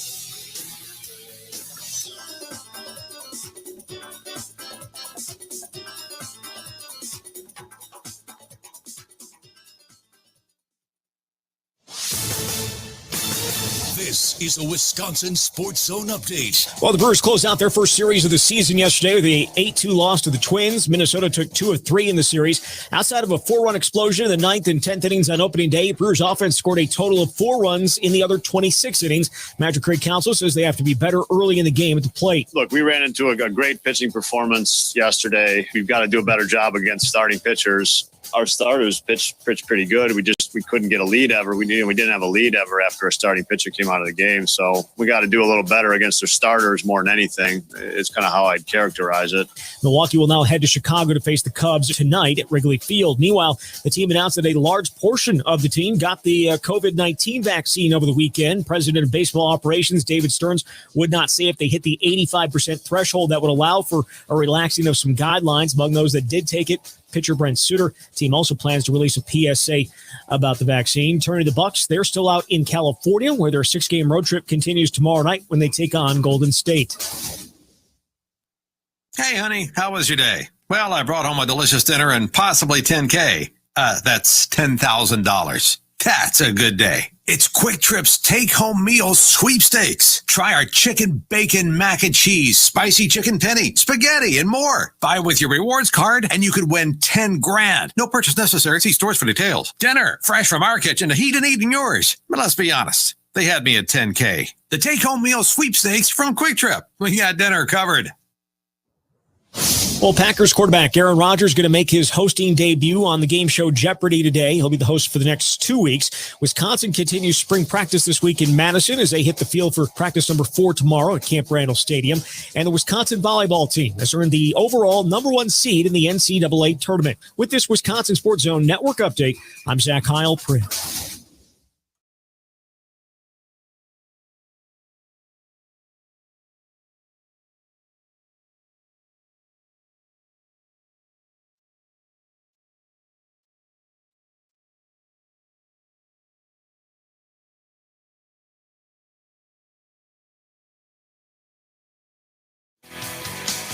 Welcome back on the Bud Light live stream. Thanks to everybody for hanging out with us always. Watching the show, listening to the show on the Bud Light live stream. And you can find us. This program is also brought to you by our friends at Bud Light, the official beer sponsor of the Bill Michaels Sports Talk Network. You can also find us on the Listen Live link at thebillmichaels.com, thebillmichaels.com. The website up and running. We'll have an app coming out eventually, so you can just download it and take it everywhere with you. But got the app coming here shortly. Deborah says, all clear down here in Chicago right now. Looking forward to the Brewers and the Cubs later today. Linda, thank you so much. Thank you as always. Also, our buddy Nathan says 75 in Virginia cleaning the new pool while listening to the show. That's good stuff, too. Let's go to our buddy Mike listening to us in Whitewater. Michael, how you doing today, pal? Hey, Billy, good to hear from you again. I got you now. How you doing, buddy? On the phone. What's that? How you doing down there? Hey, it's nice. Looks overcrowded. I think the Brewers will finally bust loose in Chicago like they usually do. And that kid from Whitewater, that football player you were talking about. Yeah. Nice kid. Sure bang those all-pro, big-time names around, didn't he? Yep, no doubt about it. And you know what? It's just good to get recognition for D3, just to be able to say, hey, there's a couple more kids that are quality that are making names for themselves in D3. Well, I don't know if you remember, Joe Panis started at Whitewater and transferred up to UW. Yep. Just like you said. Yep. I remember that distinctly, and I remember that because I worked with Joe for a little while doing the Packers postgame show. I remember that, too. Yeah. Always good to talk to you, my friend. I hope the dogs are well and your family also, your dad. Everybody's great, Take Michael. care. Appreciate it, pal. Talk to you soon. That's our good buddy Mike down there in Whitewater. Long time Wisconsin Whitewater, UW Whitewater supporter down there. But great guy, too. Mike was a cop down there for a while, taught driving school down there for a long time. Good stuff from our buddy Mike. Appreciate it, pal. 877-867-1670, 877-867-1670. Amanda, listening to us, by the way, in Shawano, says the drama between the Green Bay Packers and Aaron Rodgers is almost mind-numbing. You hear about it every day, and everybody wants to know what's going on, but neither side will talk. Why is that? It would take one statement from either side to put the light on the other. Neither side is speculating right now about anything. Amanda, I said that earlier. If Aaron Rodgers, in that interview that he just did with the 4-Letter Network in preparation for his, or in promotion of his appearance on Jeopardy, which is today, if he would have come out and said, you know what, I want to remain a Green Bay Packer for life. I've said that all along. Regardless of what other people are saying, I really want to be in Green Bay. I love the people, love the town, blah, blah, blah. And then he could have said, I would love just to restructure the deal and get some cap space. Just put the best players on the field because I really want to get back to, at least a few more Super Bowls before my career is over. And on and on. He would have put the crosshairs on the organization. He didn't do that.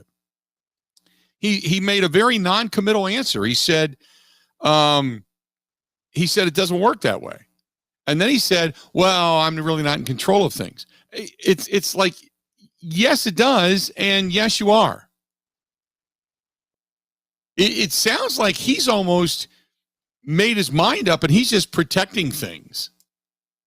So I mean, Amanda, I agree with you.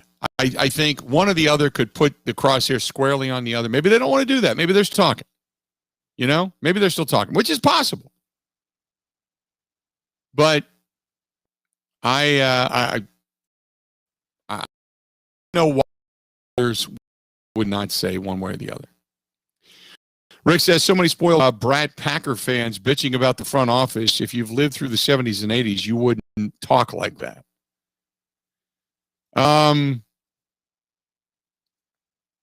What else do we have here for you? This is from Jason. Jason says, when you broke something watching a Packers game, what was it? Well, like I said, when I broke something, it was like a pencil or something. It wasn't because I'm working. So if I'm one of those, are you kidding me? I wasn't in. For anything, I'm not a big thrower or smasher of stuff. I might have had like a pencil in my hand, broke a pencil, but I don't even throw stuff because I have learned, and I learned this a long time ago. I threw something out of anger once. And as a kid, I'm talking like maybe 8th grade. All right. I threw something out of anger once. And because of at the time, and maybe I don't even think I could probably throw it as hard right now, but out of strength, it was like, I think it might have been a hockey puck, but I threw it. I threw it out of anger. And it ricocheted and hit my buddy under the eye and split his eye open. I have never thrown anything since. I just don't do it. So, hey, I just don't. So I know some of you get that mad and that angry, but I have never smashed a television. I have never thrown a beer. I have never, not even in a bar fight. Been in 2 bar fights my whole life. Not even in a bar fight have I thrown anything other than maybe defending myself via a punch or two, which, even those were, they're not even your typical bar brawls, but I just never have. I never have. It's not worth it. Then you got to go pick it up. It's not worth it to me. Mickey says, I've thrown 2 televisions out the window. Mickey, really? They can't be good TVs. It's not something you went and spent your hard-earned money on. It's got to be like either little crappy ones or the old tube TV that you finally had enough of and you chucked it, right? Nobody's throwing brand new flat panel TVs out the window. I find that hard to believe. For everybody that says it, I have yet to see it. I've yet to see it ever happen. Then he follows it up with, okay. One, it was crap. Okay, I get it. One was an old black and white crappy one that I kept in my bar, and the second one was a buddy of mine. Okay, so you didn't even throw your TV out the window. You threw your buddy's TV out the window. Nice. And I say that sarcastically. Nice. All right. I've never gotten that upset. Jesse says I threw a can of beer one time at the wall, but we were outside. The wall dried and everything was fine. See, I don't even do that. I'm afraid that it would ricochet off the wall and like hit one of my dogs or something. I could never do anything like that out of anger. I've pounded the desk. My fist, yeah, I pounded the desk. I'm like, bang, are you kidding me? But I'm one of those guys that like leaps back in my seat with my hands and grabs my head and goes, oh my God, something like that. I'm not a screamer and yeller when it comes to that sense and pounder of stuff. What else? Some of you people are just crazy. The stuff you've thrown. Mark says, I keep one of those paint can rubber mallets near me during a game with a bobblehead of whatever player I hate at the moment. And then I smash the hell out of it when a bad play happens. I'm glad if that's your way of kind of anger management. Well, then I guess it's okay. As long as you don't have, does everybody in the room like wear goggles so they don't take a particle of smashed bobblehead in the grill or the eye? The one thing you don't want to do is take somebody's eye out. Then again, hey, if they know this and they're watching a game with you, then maybe that's the risk you take. What the hell do I know? Adam, I've been smashing stuff for years. I crush me beer after beer after beer, get obliterated blind drunk, and I wake up on Monday and ask people, did we win or lose? That's the way to live. Okay, you're smashing yourself is what you're saying. All right, I'll go along with that. The rest of it, I think you're nuts. I think you're nuts. Frank says, what do you think Aaron Rodgers is going to do on Jeopardy? Will he be great or will he be okay? I can't see Aaron Rodgers being a cut-up and very funny or amusing. He's such a dry, straightforward guy. I don't know. I don't know. Go. See.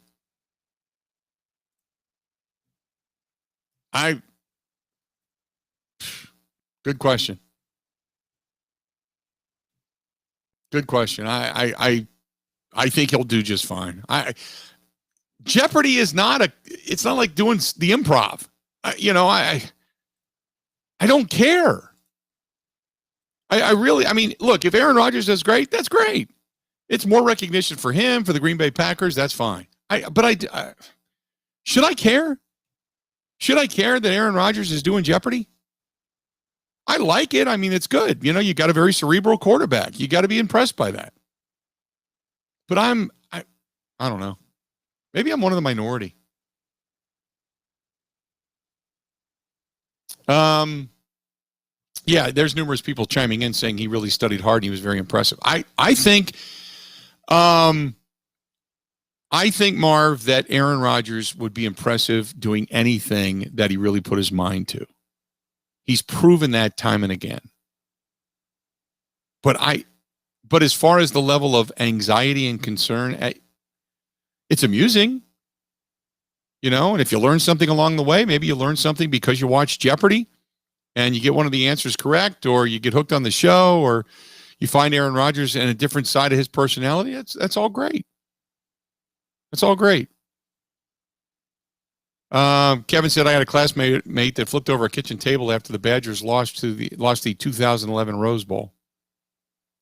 Was there anything on it, and was it a crappy kitchen table? When you're saying classmate, was it at a frat house?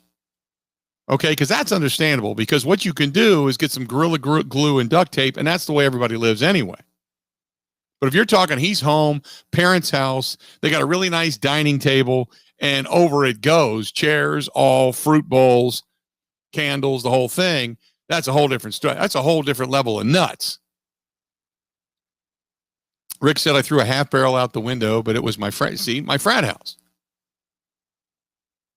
Was the window open, Rick? He said it was the high school classmate's parents' house. Well, then that's a different level of crazy. That's a whole different level of crazy. Because then that's a guy that probably, needs some anger management.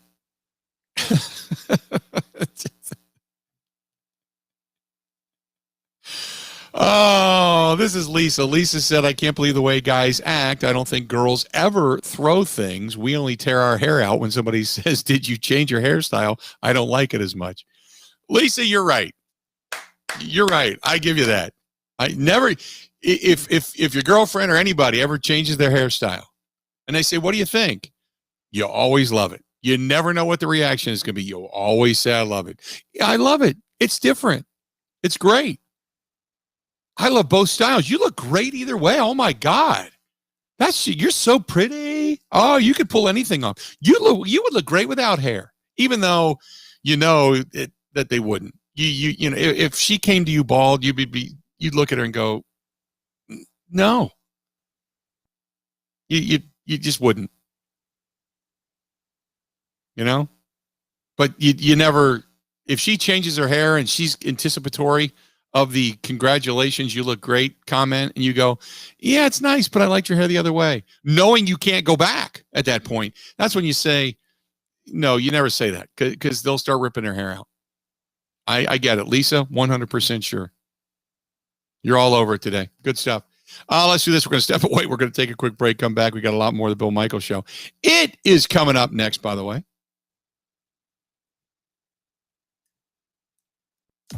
Covering Wisconsin sports like a blanket. This is the Bill Michaels Show on the Wisconsin Sports Zone Radio Network.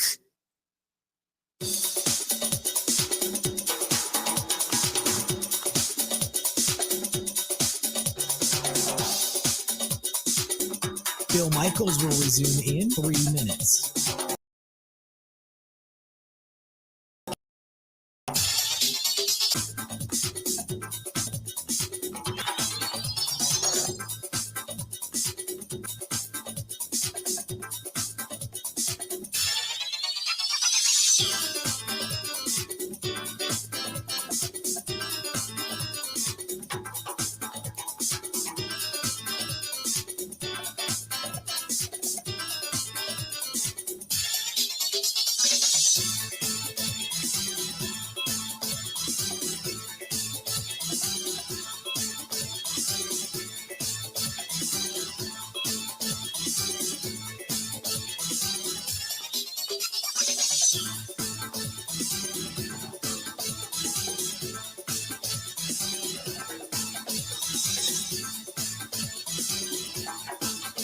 Bill Michaels will resume in 2 minutes.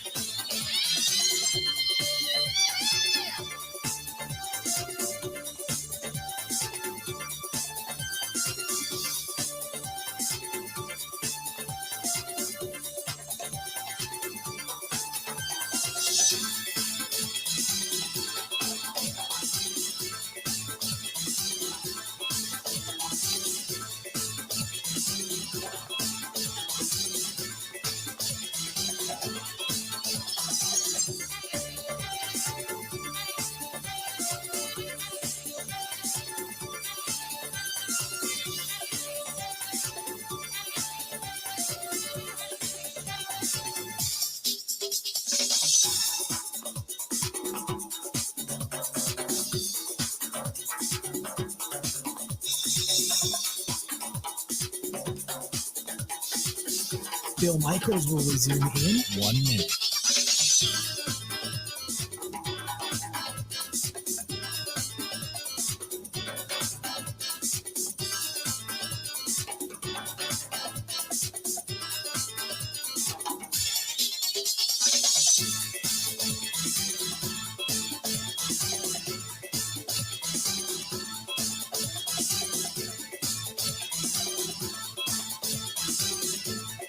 Bill Michaels will resume in 30 seconds.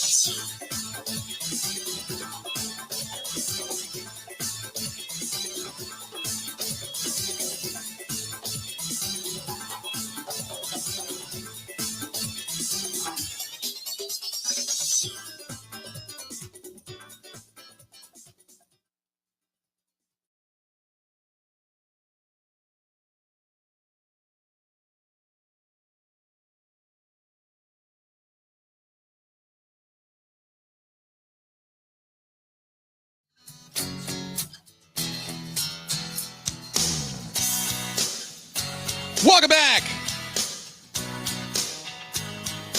Stories coming in about people smashing stuff. Kathleen says, my husband threw our set of coasters from our wedding out the window. He thought the screen was open, but it wasn't. Smashed the window, the screen got torn, and my patients were raw. Yes, we are still married, but he's never done it since.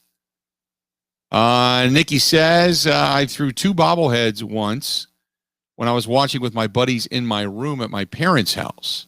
It's the last time I threw something. Mom yelled at me, and that was the end of it. Shelly says, my father used to throw his beer cans at the television. He would crush them as he would throw them. Beer would spray everywhere, and then he would say, come here, kids, and clean this up. And then would apologize to us after the fact. Shelly, that's terrible. That's not the way to grow up in a house. I'll tell you that right now.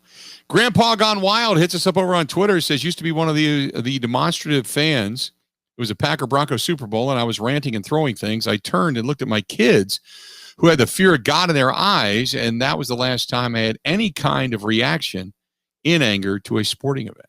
I get it. Polo Joe says, I once kicked a football that went up into the ceiling fan, smashed the lights everywhere. We had glass all over the floor. My dog had cut his foot, and I had to take the dog to the vet ER to get the piece of glass removed and have 1 stitch put in his paw pad. I felt terrible. Haven't done it since. See, that's what I'm saying. There's always a reaction to this. Very rarely does something happen where you just go, and you just wail something that you can just walk away. You can just go, okay, I'm good with it. Rarely. Very rarely. It doesn't happen that way. Think about it. I mean, everything I'm sitting here in front of me, for those watching on the live stream, I've got cans of the Bud Light seltzer.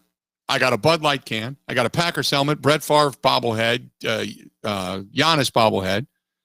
I got a Badger football helmet, a Bengals football helmet, my high school football helmet, all that's sitting here. I've got my high school, my high school alumni mug that holds all my pens and pencils here. I've got my wallet. Anything I got within reach, I could throw. But every piece of equipment here is something that I need, or that would break, or would break something. Like if I threw the Packer helmet against the wall, it's going to probably put a dent in the wall, and I'm going to have to fix the plaster. There's no non-reaction to that. You know? By the way, Aaron Rodgers on the Pat McAfee show said, and I quote, "We are exactly where we were last year when I made the comments after the draft and during the season. Nothing's really changed. All I can do is play my best, and I thought I did last year. That may have thrown a wrench into some timelines." So in other words, Aaron Rodgers is like, yeah, they didn't expect me to have that kind of a season. And so now they're stuck. That's kind of what I'm thinking. That's kind of what I'm thinking. They're kind of stuck. James said, "I've been known to throw a tantrum or two, although I take it better these days. Of course, I'm almost 50. Kevin said, "I had a friend that got mad at me recovering the onside kick in the EA Sports NCAA 14 and threw his phone at the ground, which ended up bouncing and hitting a 56-inch flat screen TV and ruining it." Oh. My kids never did either. I can proudly say I don't think my kids have ever thrown anything. I think my son's friend did once, and that was when he was playing Guitar Hero years and years and years ago. He played Guitar Hero and snapped the neck off of the guitar. And my son, to his credit, made him pay for it because he had wanted that for a birthday present. I got it for him, and he made the kid pay for it. Because I told him, I said, "You want me to handle it?" He said, "No, I got it." So the kid ended up buying him a new one. At least I think he did. That was the only time I ever heard of my kids being involved in anything that they were throwing. So that's about it. My son's too mild-mannered. Both of them. Way too mild-mannered to go around getting crazy and throwing stuff. 877-867-1670, 877-867-1670. This was from Jackson, who says, "The only thing I've ever thrown was my dad's Bears jersey out back. I ended up picking it up and throwing it into the burn pit and burned the Bears jersey right after the NFC Championship game in Chicago. He grew up a Bears fan on the south side of Chicago. My mom was from Green Bay. We are all Packers fans. My dad got so pissed at us that he threw his jersey down. I scooped it up, threw it out the window. We all laughed about it. It wasn't until later that my dad realized that I had put it in the burn pit and set it on fire." Oh, man. It was a Ditka jersey that he had bought during the 85 run. Oh, boy. I want to know what the aftermath was. Did Dad light you up, or did Dad just say, "To heck with it, you got me"? See, because if you're a Bears fan, there's a lot of things you can be happy about, okay? In the long run, you can be happy about a lot of stuff, right? If you're a Bears fan. But you will never, ever, ever be able to have one over Packers fans until the Bears beat the Packers to go to a Super Bowl and an NFC Championship game. In the biggest game, to win the Hallis Trophy. If you don't beat the Packers at Lambeau Field, you're always going to be chasing the franchise. Always. That's it. Period. By the way, Aaron Rodgers did say, "I would love to be the host of Jeopardy" on the Pat McAfee show.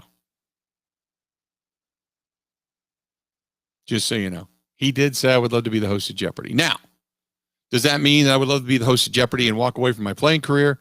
No. People are going crazy on it, though. Going cray-cray. That doesn't mean he's chucking it all and going to become this is where because it's going crazy right now on Twitter. Rob Domofsky, Zach Heilprin, Ian Rappaport, Zach Krause, Bill Huber, people that not only locally but nationally that cover the NFL or the Green Bay Packers, It's breaking Twitter. It's going crazy. I would love to be the host of Jeopardy. Oh my God, he's quitting football. Everybody's typing and texting and everything all at once. Holy crap.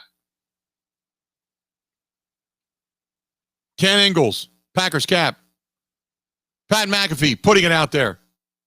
Everybody. It's going crazy.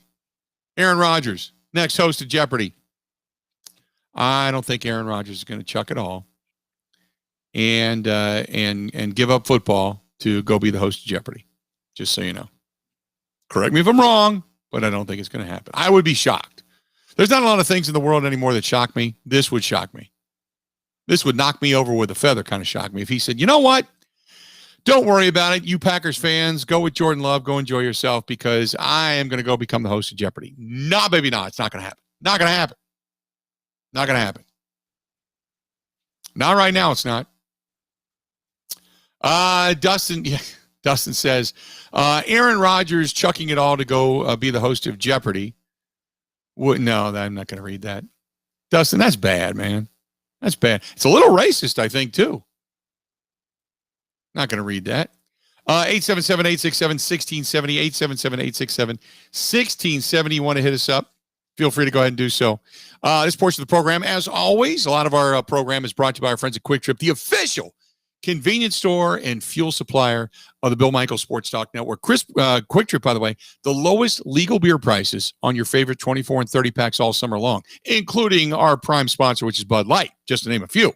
Stop into your Quick Trip, pick up the convenience of the Quick Trip store, the convenience of the experience and low prices, like the lowest prices on 24 and 30 packs. They've got it at Quick Trip. Make sure you swipe that Quick Rewards card and stop in anywhere and everywhere because Quick Trip is ours. Upper Midwest, Wisconsin-based. It is ours, and we love it. That is our friends over there at Quick Trip. 877-867-1670. This one is from Marquette Dave. Says, what's up with Shaka Smart and all the hair? Didn't he used to be bald? Well, he shaved his head. Didn't mean he was bald. He shaved his head bald. But it didn't mean he lost all his hair. And I did see that. It's a little bit different look if you don't remember Shaka Smart when he was coaching down in Texas. If you go back some years ago when he did have the bald look. Not that I really care about Shaka Smart and his hair. I care about Shaka Smart and the wins and losses. Shaka Smart's not only got to recruit well, but he's got to put some W's behind it. And let's not only say, does he got to put some W's behind it, he's got to put some W's in the NCAA tournament behind it. Right? That's where we're at with that. 877-867-1670. Shout at us. Shout at us. Want to hear from you. I got a lot more of the Bill Michaels Show. It's coming up. It's all coming up next. Ready? This is the Bill Michaels Show on the Wisconsin Sports Zone Radio Network.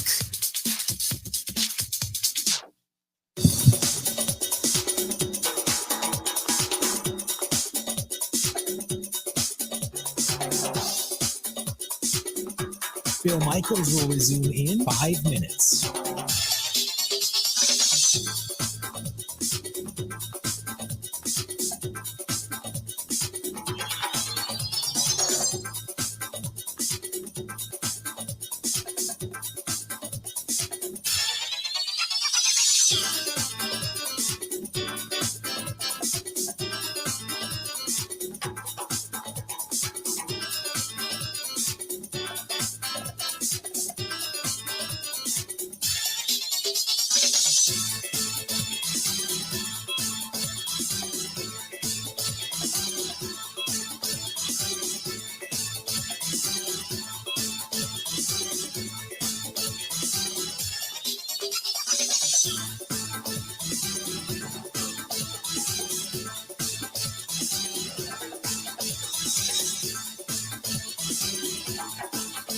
Bill Michaels will resume in 4 minutes.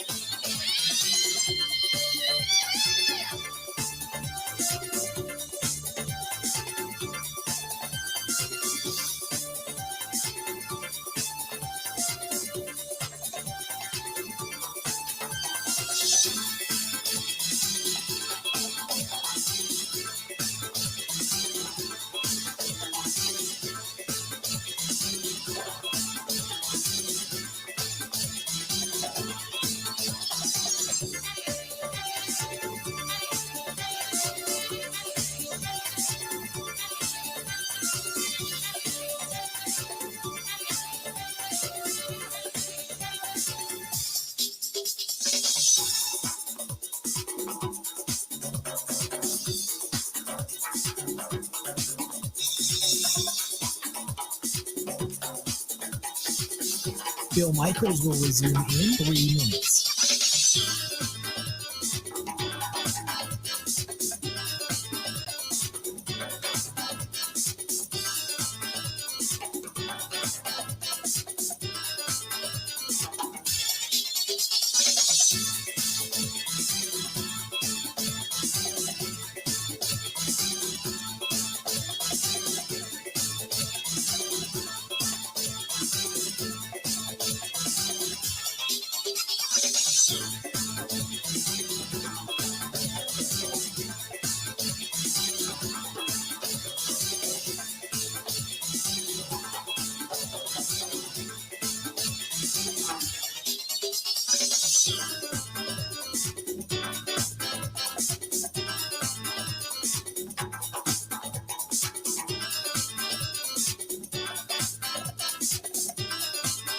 Bill Michaels will resume in 2 minutes.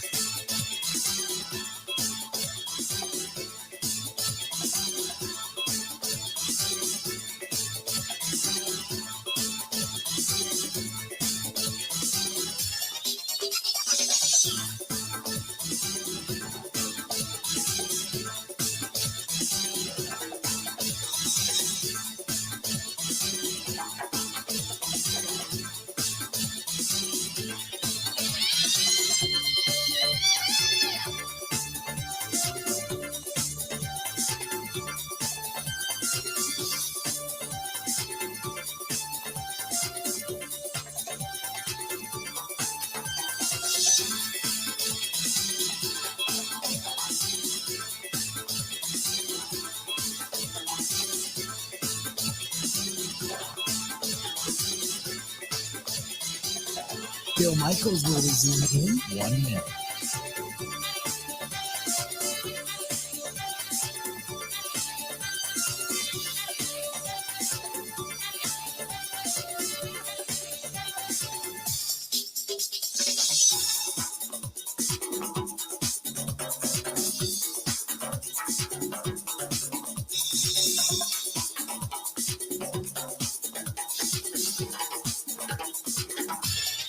Bill Michaels will resume in 30 seconds.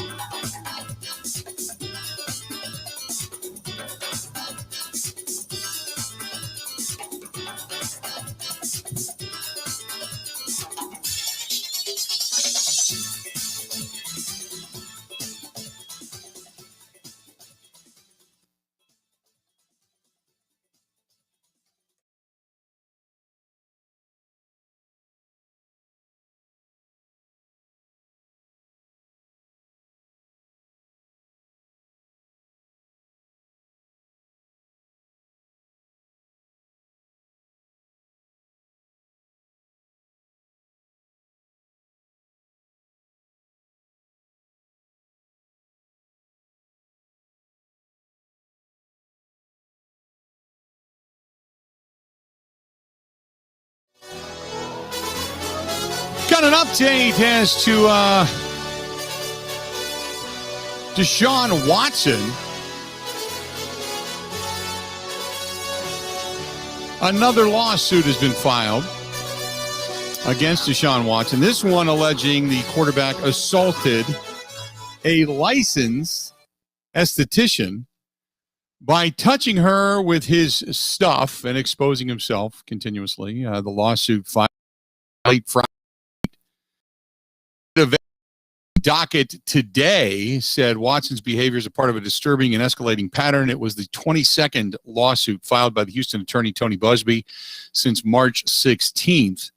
This plaintiff alleges Watson grabbed her by the rear end during a massage while his stuff was standing at attention, I guess, and completely exposed. The lawsuit alleges Watson told the massage therapist she had to sign a non-disclosure agreement before he would pay her for the massage. What a nut. The lawsuit says based on public availability information in a short time frame, Watson used more than 50 different women for massages. See, at first I thought, okay, he's trying to get a massage, all right, maybe outside of the ballpark, right? Then, you had 3 women come out. You're kind of like, okay, this is getting kind of creepy. But now this is just pathological. If this is true and this is crazy. 50 different women for massages. He's a bona fide creeper at this point. And it alleges Watson selected all of these women via social media, mostly through Instagram and through Snapchat. He also booked some of the massages through a spa or through a referral. Busby has scheduled a news conference for tomorrow in which he says he will address important and significant developments in the Deshaun Watson case as well, along with the 22 women who have filed lawsuits against Watson. 18 women released statements through Rusty Hardin, Watson's lawyer, saying that they've worked with the Texans quarterback and he has never made them feel uncomfortable or demanded anything outside of the scope of a professional massage. Watson's attorney said the statements were voluntary from the women who have collectively worked with Deshaun Watson more than 130 times over the past 5 years. 130 different times. Like I said before, when it comes down to this whole case and the bizarreness of it, Rusty Hardin, who is the attorney for Deshaun Watson, you're almost better off not putting these 18 women out there that claim he never did anything, because it adds to the totality of the creepiness of this. Because what you're saying is that, okay, these 18 women didn't, but the other 22 did, which means it's hit or miss. So if he feels he's comfortable enough with this woman, then he's doing it. And the fact that he's asking them for non-disclosure after he's grabbing their rear ends and walking around with his junk hanging out. On Friday, the Houston Police Department said in a statement that it indeed has now launched an investigation of Watson after a complaint has now technically been filed with the police department. There is 10 more women that Busby is alleging waiting in the wings. 10 more. 10 more women. That would bring the total number, not including the Sports Illustrated woman, which would make it 23. 10 more would now make it 33 if 10 more women came forward. 33 plus then the 18 women that Hardin has. So you're looking at 51 women over the last few years that he would have used for massages. 51. The Houston Police Department says, as with any allegation, the department is now conducting an investigation, will not comment further during the investigation process, the department said in a statement. Watson's lawyer, Rusty Hardin, said in a statement later on Friday that he and Watson will fully cooperate. He says, we welcome the long overdue development. Now we will learn the identity of at least one of the accusers. We will fully cooperate with the Houston Police Department. Busby said in a statement Friday that he wasn't personally involved with the filing of the report with the police. He wrote on Instagram earlier this week that he didn't feel comfortable going to the Houston PD with any information, and that he would like to then, quote, go elsewhere to provide our evidence to investigative authorities. Watson has publicly denied any wrongdoing, as we all know. So now you got to wonder if this woman was with Busby as part of that group, or if this was a separate woman who filed a separate allegation. It's crazy. And I'm just waiting for the NFL to step in, because at some point, doesn't the NFL have to say something? Yes, they got to wait for the entire situation to kind of work itself out, the investigations to be complete and such. I agree with that. But don't you think at some point the NFL just has to step in and say, okay, enough. We've heard enough. Look, until we get the outcome of all of this, you are formally suspended because of the numerous and mounting accusations towards you.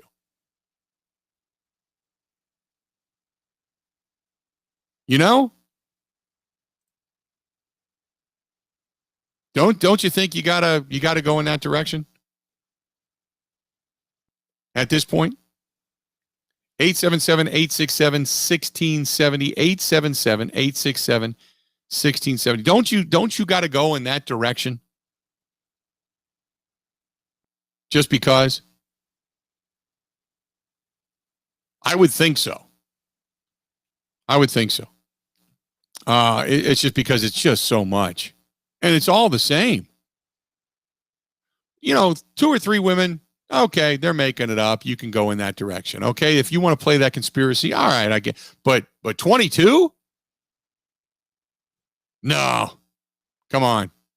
You got to take them on their face for what it is until once the accusation is out there, until it's kind of proven. And I understand innocent until proven guilty. But I don't know. Just it's completely outlandish. Mark says, I think the NFL is setting a double standard. Again, if you are a superstar quarterback, you're going to get all the benefit of the doubt. Do you think that Kevin King would be still playing if the NFL? Well, they're not playing right now. If all of this came out and this was in the season, I think the NFL might be forced to make some type of a determination. But since we're talking the off season at this point, I think that I think not. I think not. That's the reason they don't have to make any kind of a statement just yet. At least not yet. Now that you've got an official investigation, I think at some point they're going to have to say something. 877-867-1670. It is just a bizarre story that just keeps going on and on and on and on and on. And I can keep going on and on because there's that many people involved. By the way, Castellanos of the Reds, Nick Castellanos, now suspended for 2 games by Major League Baseball today for that inciting the benches clearing brawl with the St. Louis Cardinals. He is appealing immediately. He was the only player not to be penalized, as 5 others were also fined. So during opening day, when the Reds right fielder hit a home run, he hopped out of the box before tossing his bat. After an off day for both teams, Castellanos was immediately hit by a pitch from Cardinals reliever Jake Woodford in the 4th inning of Saturday's game. And unfazed by the plunking, Castellanos retrieved the ball and offered to toss it back to Woodruff before flipping it out of play. When Castellanos came around to score on a wild pitch later in the inning, he slid in and then bumped into Woodford, who was covering home plate, then stood up, yelled, and flexed in front of the pitcher, and that was when everybody came out. So for inciting the riot, so to speak. Now, don't forget, Woodford, in that particular play, Woodford laid on top of Castellanos. If you see the play, if you see, it was a really wild pitch. Castellanos comes home. Woodford gives him a shove. Gives him a shove and lays on top of him. So I don't necessarily blame Castellanos for flexing up. But like I said, these 2 teams hate each other. Didn't take much. Didn't take much at all. But if you watch the replay, you can see that Woodford throws his knee on Castellanos' back. And Yadier Molina didn't like that. Yadier Molina has been involved in a couple of brawls in Cincinnati before. Him and Brandon Phillips went at it. Remember, he took Brandon Phillips to the backstop. And of course, nothing happened to Yadi. He's Yadier Molina. He can do whatever he wants. 877-867-1670, 877-867-1670. When we come back, we're going to wrap it up. I can't believe Monday's gone by this fast. You got Brewers baseball coming up tonight. You got the championship, the NCAA championship coming up tonight as well. Right now, it's still pretty nice outside. Not a lot of scattered rain in the area, so I'm happy about that. Might get out and do a little riding today. I'm looking forward to it. How about you? Got a lot more of the Bill Michaels Show. Final segment. That is coming up next. This is the Bill Michaels Show on the Wisconsin Sports Zone Radio Network.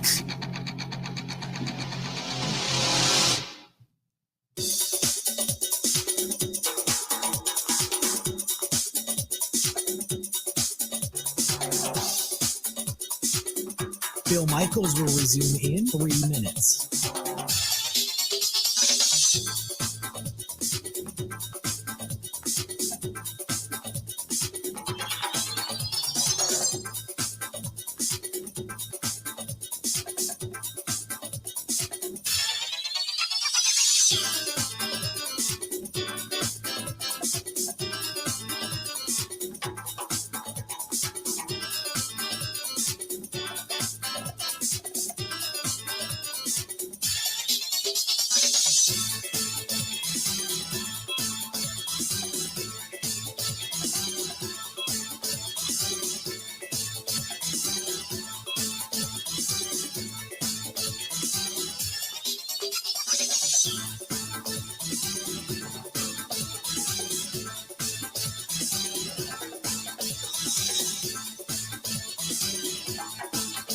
Bill Michaels will resume in 2 minutes.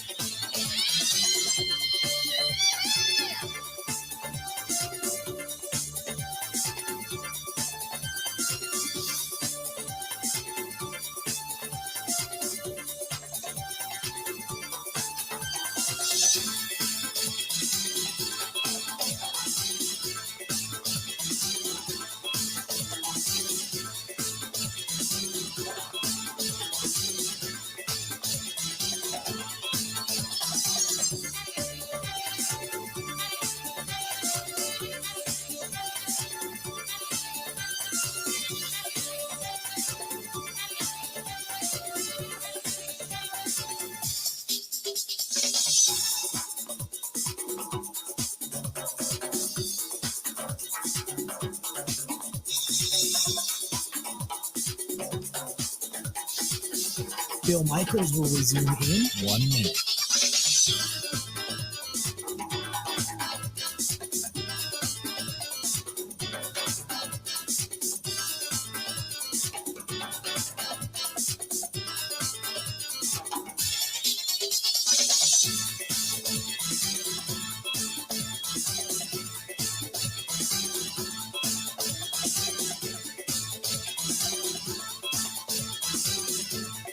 Bill Michaels will resume in 30 seconds.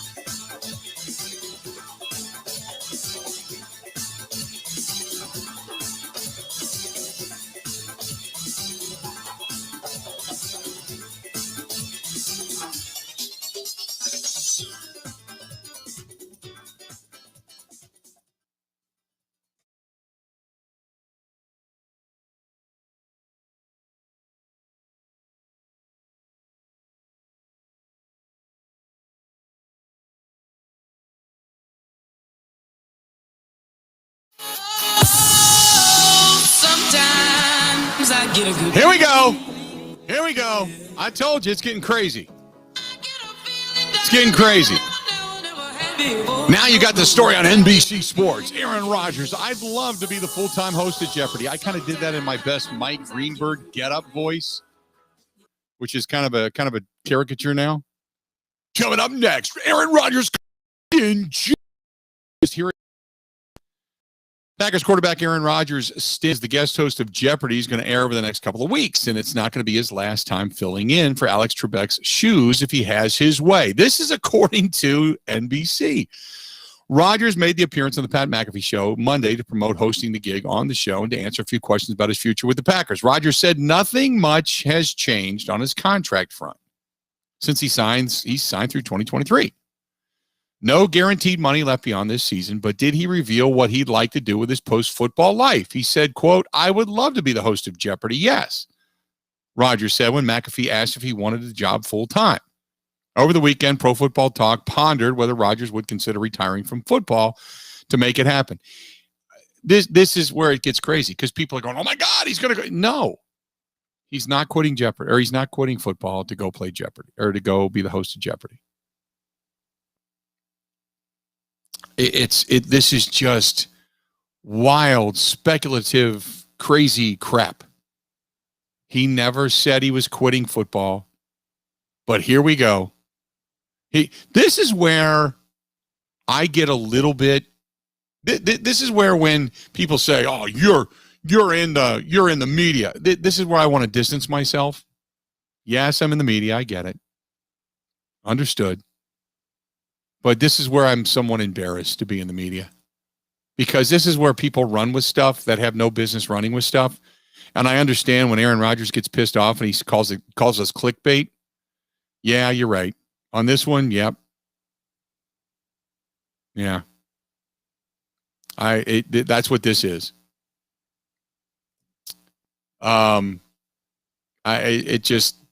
It cracks me up that the follow-up question was never asked. Would you quit football to go be the host of Jeopardy?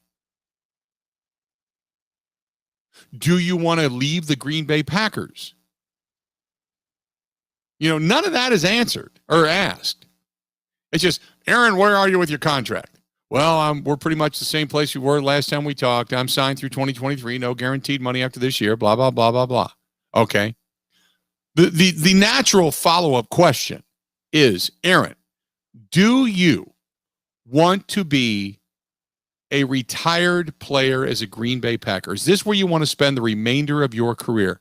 Well, I've always said that, that would be a special place in my heart, but I'm not in control of it. No, you're in control of it. You're signed. Are you, through your agent, trying to renegotiate your deal to get an extended contract, or have the Packers not been receptive to that? Well, that's kind of out of my control. I got my guy. Well, but he works for you. You tell me. I'm not trying to pin you down, but I'm pinning you down because this has come to a head. These are the questions you ask. I would love to be the host of Jeopardy. Would you quit football now to go be the host of Jeopardy? Is that what you want to do? No. Okay. When would you like to be the host? Like when you retire from football? Yes. Okay. Then the story is after football life, Aaron Rodgers would not mind becoming the host of Jeopardy. Okay, great. This is where it's embarrassing to be in the media. Because you can't be this damn stupid, right? You just can't. But sometimes we are. Sometimes we are. And I for one, am sorry that we are. Because we really do look like buffoons sometimes. We really do. And I get it. Because there's a lot of people sitting out there right now asking the same exact question. Did Aaron say he was going to leave the Packers to go do that? That's when you say, no, he never said that. Oh, okay. I got it. The only thing I can say is with Pat McAfee, maybe Aaron goes on the show because Pat McAfee doesn't ask the hard-hitting question with the follow-up.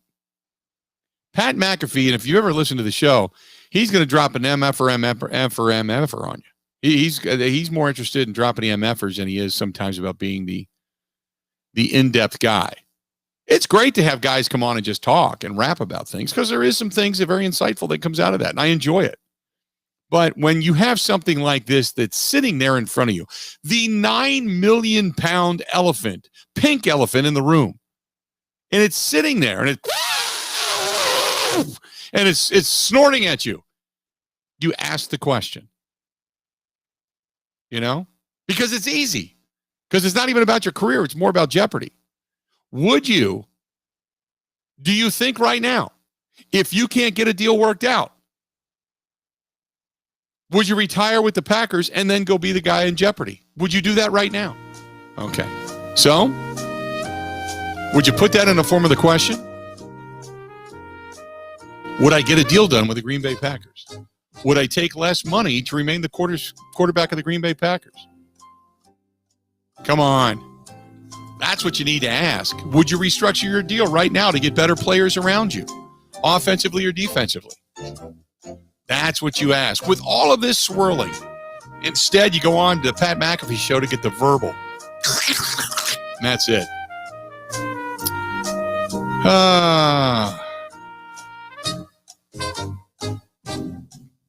You're right. You're right. That Mike follow for you. He said he takes things way out of context for the View. Who says Aaron doesn't do the same thing?